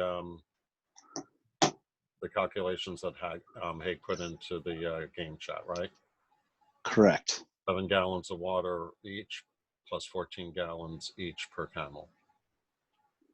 Correct. So divided by person, that would be 105 pounds per person of water.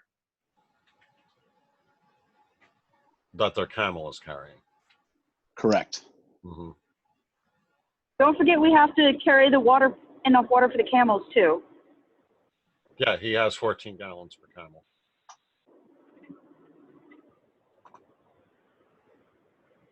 That'd be 56 gallons if you had horses.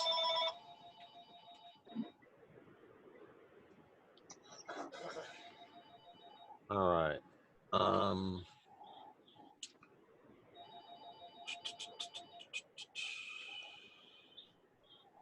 So you got your water, you got your gear, food. You guys settled on your dried nuts and dried fruits and meats, right?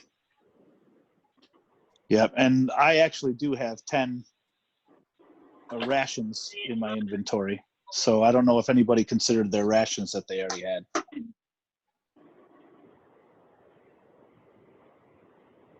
Oh, I'm sorry, say that again. I don't know if anybody considered the rations that they already had inside their already in their inventory. I already have 10 rations as part of my adventurer's kit. Is alcohol available in this town? Wine and hard liquor, but not any lagers or ales. Perfect. Redrith gets a couple of bottles of hard liquor to add to his, like a good whiskey or something like that to add to his stash. What you find, the whiskey is available.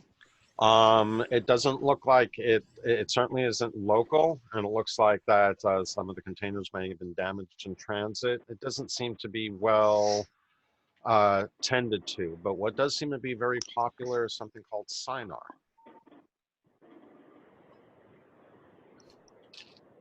I'll take a taste. Is that reasonable? I don't care as long as it's got a kick. It's not bad. It's kind of more like absinthe.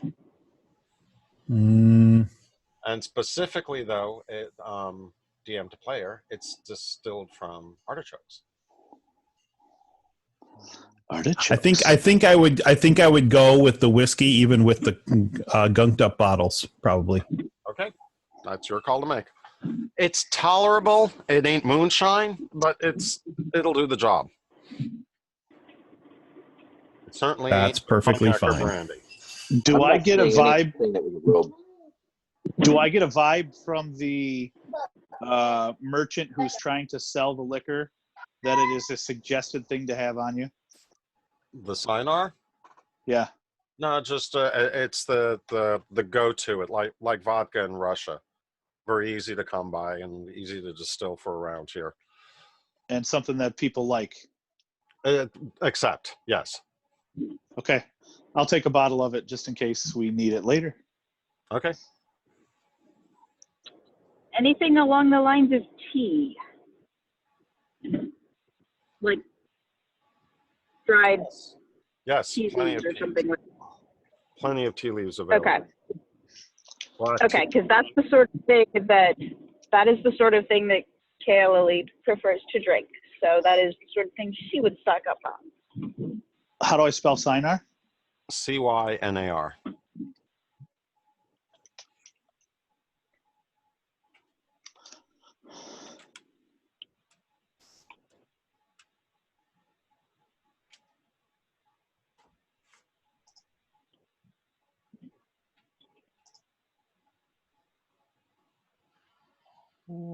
There it is.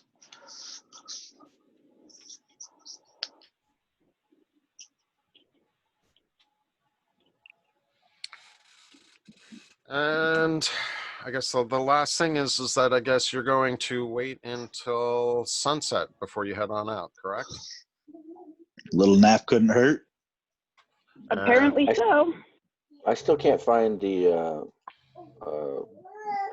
I don't know what I'm looking for. Some kind of thing to drape over my armor, obviously.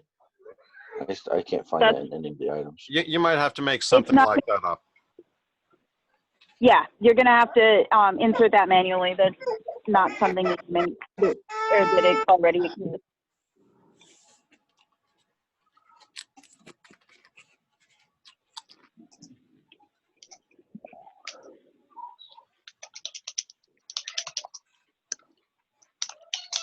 And next, and hopefully last question. I presume we are going to go dusk to dawn for travel time, correct? Not 8-hour blocks. Probably. Well, I mean, if we want to take into consideration that close to dusk, the heat does start to drop, and we have a couple hours in the morning before the heat gets blistering.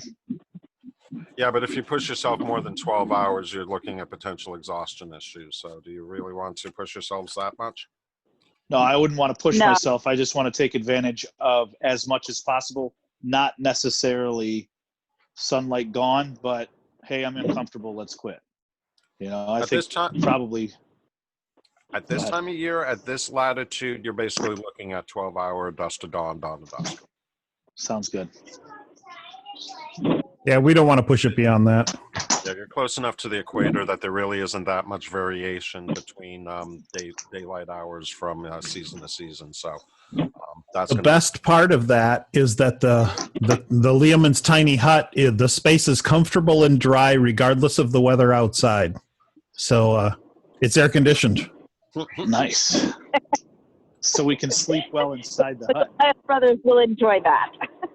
Yeah, Hey, just another sleep. quick question: how much would a cloak weigh? Couple pounds probably. not much, I don't think. Hold on. Yeah, maybe a pound or two. I'm trying to think how much my cloaks weigh that I actually made.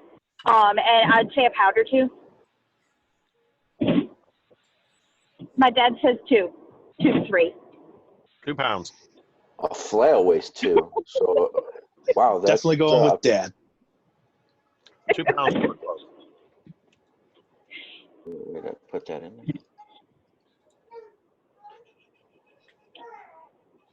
Even a cloak of elven kind is still 2 pounds. So clothes, food, water, shelter, Travel at night. whiskey. Rough direction of where we should head. That's the last thing we need, I think. Follow the trail north.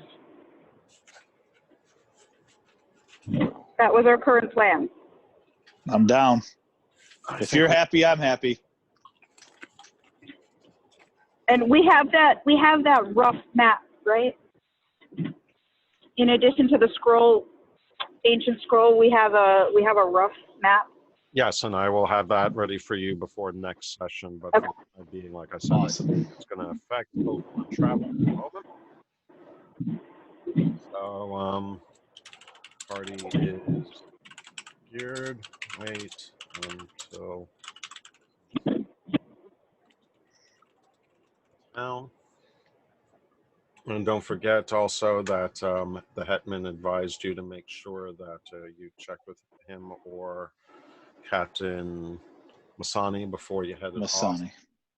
And they gave you Yeah, a document that shows your right to pass into the desert. Masani was going to stop us at the gate anyway, though, right? You said he was the kind of the gatekeeper. well, his people anyway. Well, your understanding is that his people, the air lancers as well as the regular lancers, actually patrol all over the desert. So they kind of, they're all part of the Dupari, and I'm not exactly sure offhand where the Dupari center of civilization is, but they're basically all a cultural offshoot of their main. That's probably where everyone heads off to into the north. Now, did you say that this society is uncomfortable with magic? Not necessarily the society, but the Hetman did seem to have a bit of a disdain for it. But obviously, Amon is considered very well respected around in town. It just occurred to me that I have some gold, and I was wondering if there was any place where I could buy any scrolls that I could copy into my wizard spellbook. And That might I am definitely interested in talking to Amon to see if there's a way he can magically alter my chain to be more comfortable in the weather, but we'll make sure everybody else is done. Yeah, that would probably be about your only. There's not any other kind of magic vendor in town except for the blacksmith and armorsmith might have +1 versions of some stuff which you could buy. But you're not going to if you had the money, but I'm not going to give you those.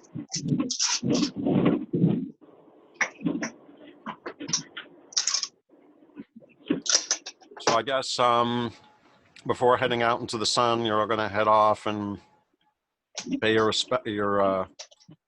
parting wishes to Amon and And yeah, see if there's Yep. any scrolls or anything that I could take with to copy in my spell books in my downtime, because I only need 4 hours of. I just 4 hours of trance per night. I don't need to sleep for 8 hours. All right. In the interest of trying to keep things moving. Let's see. Too late. Hard crash. As I said, he doesn't normally sell things like this, but because you have accepted the quest, I would think that he would be more than willing to make something available to you. Even if I'm pulling something out of his personal stash. So let's see. He looks through.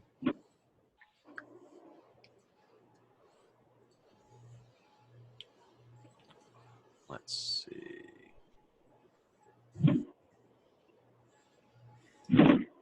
He has a spell of Find Steed.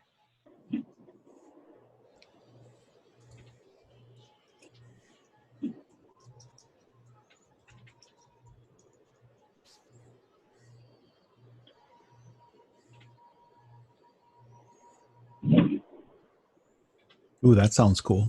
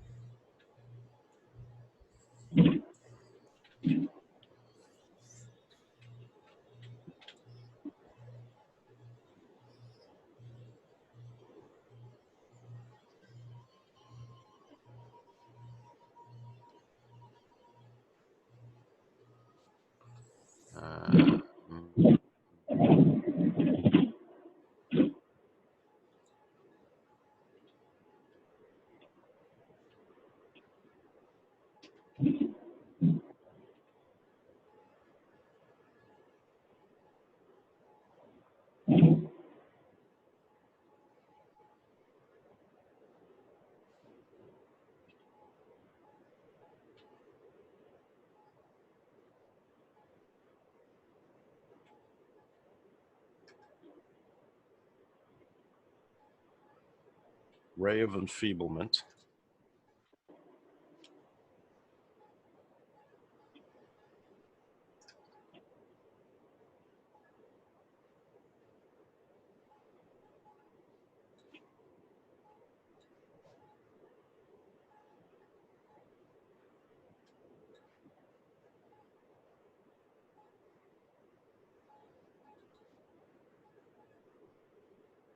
One more.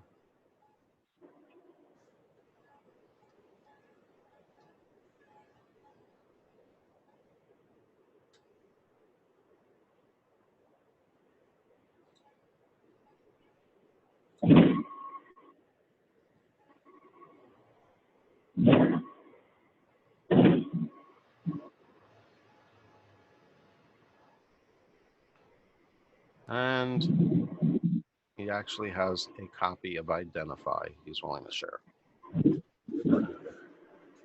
Definitely. Yeah. Well, Find Steed looks like it's just for paladins, so that one wouldn't apply. Well, to maybe me. a paladin can make use of it. That's true. Is it how much? How much did he want for those? No, he's willing to give them to you. Oh, okay. Then I am all over that. So Ray, And I will take it's so how this works is I can take the scroll and then I can copy it into my spell book and then learn the spell. Is that how that works? And it takes like a certain amount of time to do it. correct. So Ray of Okay. Enfeeblement and Identify. You'll be able to add to your spell book when you have time. Cool. Varric, I don't know if you can cast Find Steed now. You will On what? It's level 2. So yeah, you should be able to cast it. You might have to select in the morning, but so you don't have to learn it. But having the scroll of Find Steed allows you to cast it any additional time you want to, but it consumes the scroll. What's it called? Find steed? Mm-hmm. It's cool. The palette or the wizard of is very jelly of the paladin. You got your own camel anytime you want. It's so cool. Oh, okay. Well, This is But a- only this is a- only once. only once from the scroll, is a- but he can actually choose to have it as part of his spell report.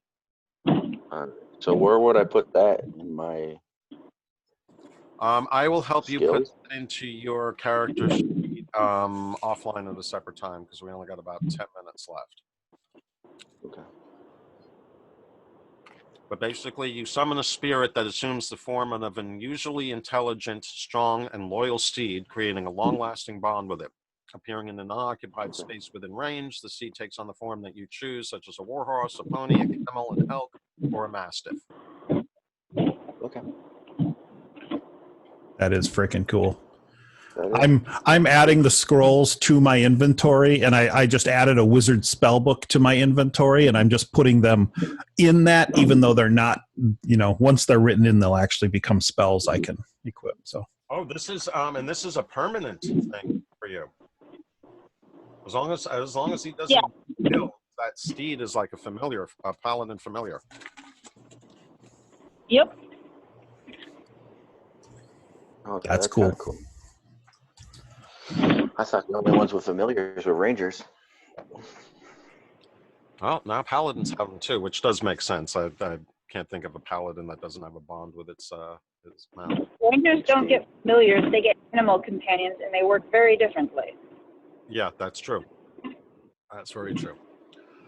All right, Awesome. so you get some spells from Amon. And we'll just say I go and get the material components and a bunch of paper for that kind of stuff. I think we can agree with that. Yeah, rather than playing it all out. And let's see what else. And I don't believe he mentions anything else important other than, thank you, my sincerest gratitude, wish you best of luck.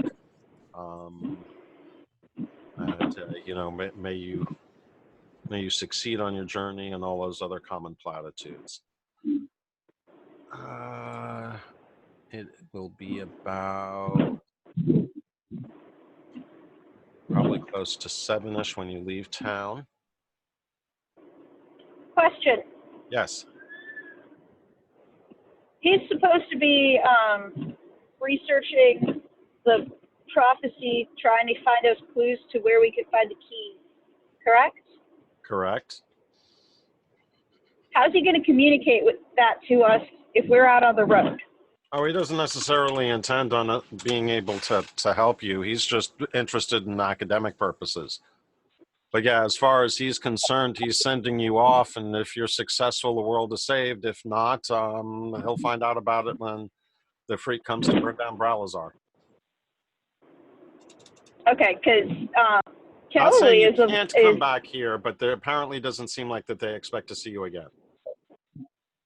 Okay, because Elohir is of a mind that the more information we have, the better. And if he is researching this stuff, then we need to have a reliable way to communicate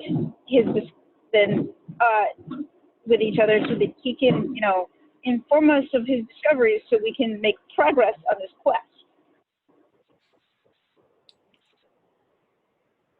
Yep, I would not disagree with you, but we do not, or he does not have any means of mage telecommunication established, and hopefully it won't be. No sending stones. Huh? No sending stones? Nope, no sending stones, not in this case. Okay. And again, I don't think you're prohibited from returning. It's just that the distances involved are going to make it impractical, especially as you get further along. But again, if necessary, you could.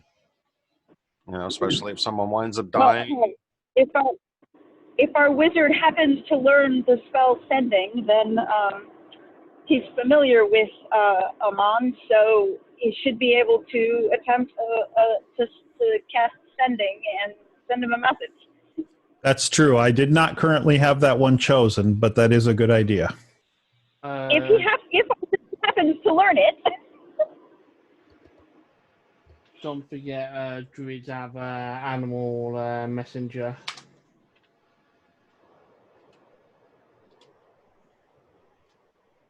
We all at this point are probably familiar enough with Amon to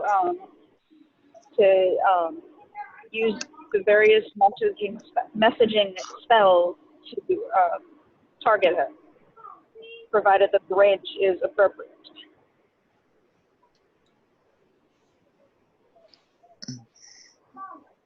All I right. love it. We only got about 5 more minutes, so I'm just going to pretty much set the stage for what's coming up. Okay.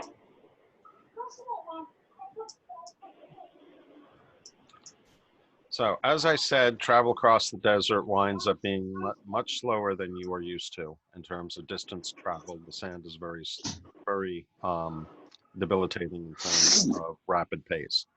So, if you're looking on the Zoom screen, here in Bralizzar, it takes you basically 2 days to get to the foot of the dust wall to make that progress. It is roughly uneventful between here and there. It seems like that the air lancers do a very good job of keeping this valley patrolled and under some semblance of law and order compared to most of the wild. But you will find yourself starting your 3rd evening, heading on out, looking up towards, where is it? North Knife Pass.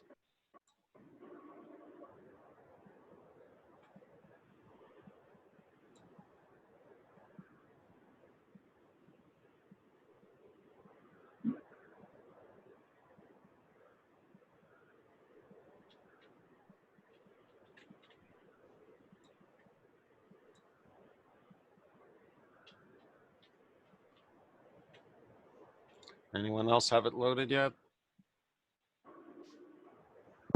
I believe I do. I have to change the position of my map, I think. Mm-hmm. Oh, thank you. Whatever's exploded is going to be all the way down at the bottom. Yes. Yeah, I got it. Now, what's interesting here is that my station that's shared on Zoom is connected over a local connection. Still taking a while to load. All right, well, hopefully that'll come up at some point. I do try to keep my maps reasonably small in terms of how much space they take up, but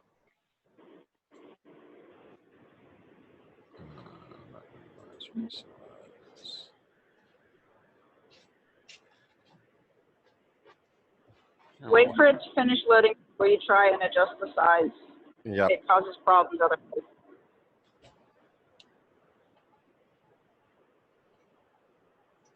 But anyway, you are looking along the path, heading up into the mountains. You can see that they are towering above you.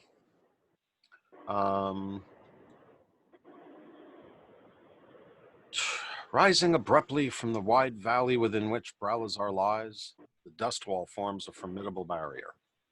In the sunlight, the dead gray rock is streaked occasionally by glistening red as though the mountains had been wounded. Mountain tops disappear in writhing mists, and their feet are hidden by clouds of swirling dust. Like a cleft carved by a gigantic axe, North Knife Pass cuts through this imposing barrier. From Bralizzar, the trail climbs slowly up the valley to the foot of this high pass before heading towards the mountains. When it begins its climb, it follows the course of a rushing stream that cascades from the heights above. In switchbacks crisscrossing the face of the mountains, the trail wends ever upward, seeking to scale the heights slowly enough to make travel possible. Passing through the dust wall will be formidable indeed. Can I make a joke? Sure. The trail that has no water between here and White Palm has water. Just saying. Oh, you mean on the main map? Yeah, did you say the stream cuts through? Yeah, you'll see on North Knife Pass that there actually is a stream that's on there. It's relatively small, so yeah, it wasn't put on the overland map. But yeah, this is basically your last chance to grab some cool, clear water before you get into the mountains. Okay, top off. You said a couple of days, right, to do the Yeah, base you've of got water? 2 days worth of water that you get to replenish at this point. Let's top Yep. off. Good.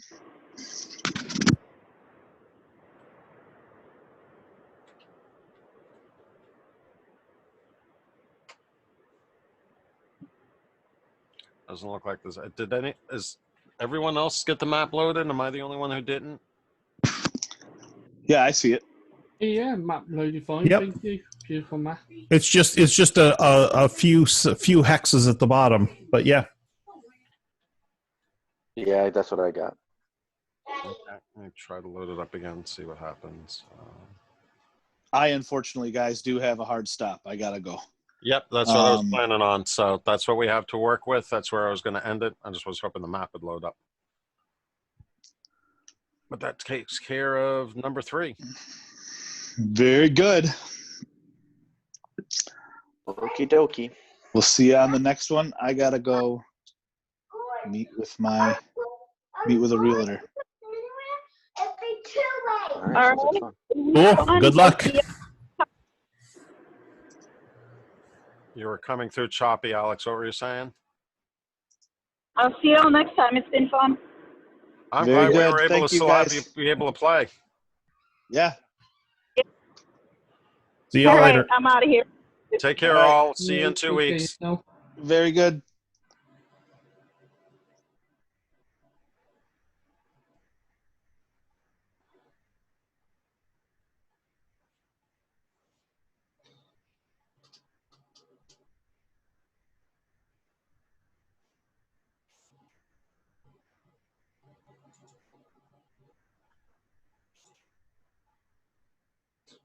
Right. Thanks for the game, Keith. Awesome work like always.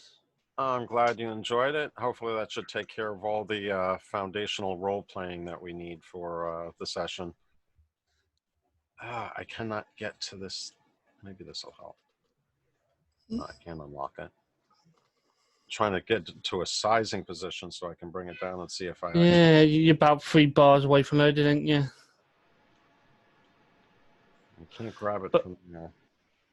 But yeah, good game. The hardest bit about being a druid in cat form is like going, I know some of the answers, but I can't really say anything. So any of the answer to stuff, I'll go, well, I'm just going to have to play dumb and then tell them at a later date. But I think you'll have fun more though. of a chance to interact in that stuff as you when you're in more isolated settings. I can understand you're not going to want to switch back and forth in the middle of a desert city. Oh, this is just annoying. Did the map come up for you? Yeah, the map came up. It was, I'm just doing it nice on map. probably too small of a screen here, and that's why I can't get it to a point where I can see what I need to do with it. Try. That could be, might be the problem. Resize. But I've got to admit, I've been having a bit map issues with Vantage Ground Classic in the one campaign I was in. For some reason, the maps would bug out half the time. Half the time I would get the maps, half the time I just wouldn't. Just with this one table. I don't know why. Everyone else, they get the maps all right. Well, I'm just glad that I'm going to try to share it once more. See what that does. What the hell is that? Preload image. Hey, you know what? That probably wouldn't be a bad idea. That's why every time everyone logs in next time, it's already there. Sharing. Yeah, it might definitely be a good option. I might just be overloading everyone with too many images though at this point too. Too much graphic work, you know. All right, so we're definitely coming back to that. That will close out for now. I can see the hex on here now. That's a step in the right direction. Nice. Yeah, most certainly is. Just to let you know, I haven't quite had time to finish to add the tables from Wildmount to the Sword Coast version of that article. But it almost done. I think I could just add 3 tables to it and then it's done. And then I'll send you the word processor. Okay, no problem. But I have sent you something else instead that it's probably not your cup of tea, but I thought, well, I'll share it, see what you think of it. It's a different source book interpretation on how to do background, and I actually quite like it. I'm thinking about using it for my campaign world. I think it fits perfectly, so I'm going to take it on board. Is that the backgrounds document you sent me in Discord earlier, or some? Yeah, the Okay. fan background. It come from a book called Grim Hollow. They got some good ideas. Some the background ideas I really like. Some of the things I might drop, but some of the things I might keep. I'm not sure yet. That's why I sent out a word processor to the players, see what they think. Go, listen, you lot going to be playing this game, so let me know what you think. If you think these rules are too much, or if you like some of the ideas, but some of the stuff needs to be tweaking, let me know. Because obviously, it's always best to check with people because sometimes new stuff can overwhelm people. Yeah, you want to get so much content going, you know? Yeah. And what I'm thinking about doing for some of the races is races like Tieflin, Azamar, and Genasi, Elves, and some of the other races like Changeling, Shifters. I'm thinking using from Grim Hollow transformation mechanics. So basically, you get like these little perks, but it comes at a cost of either your soul or your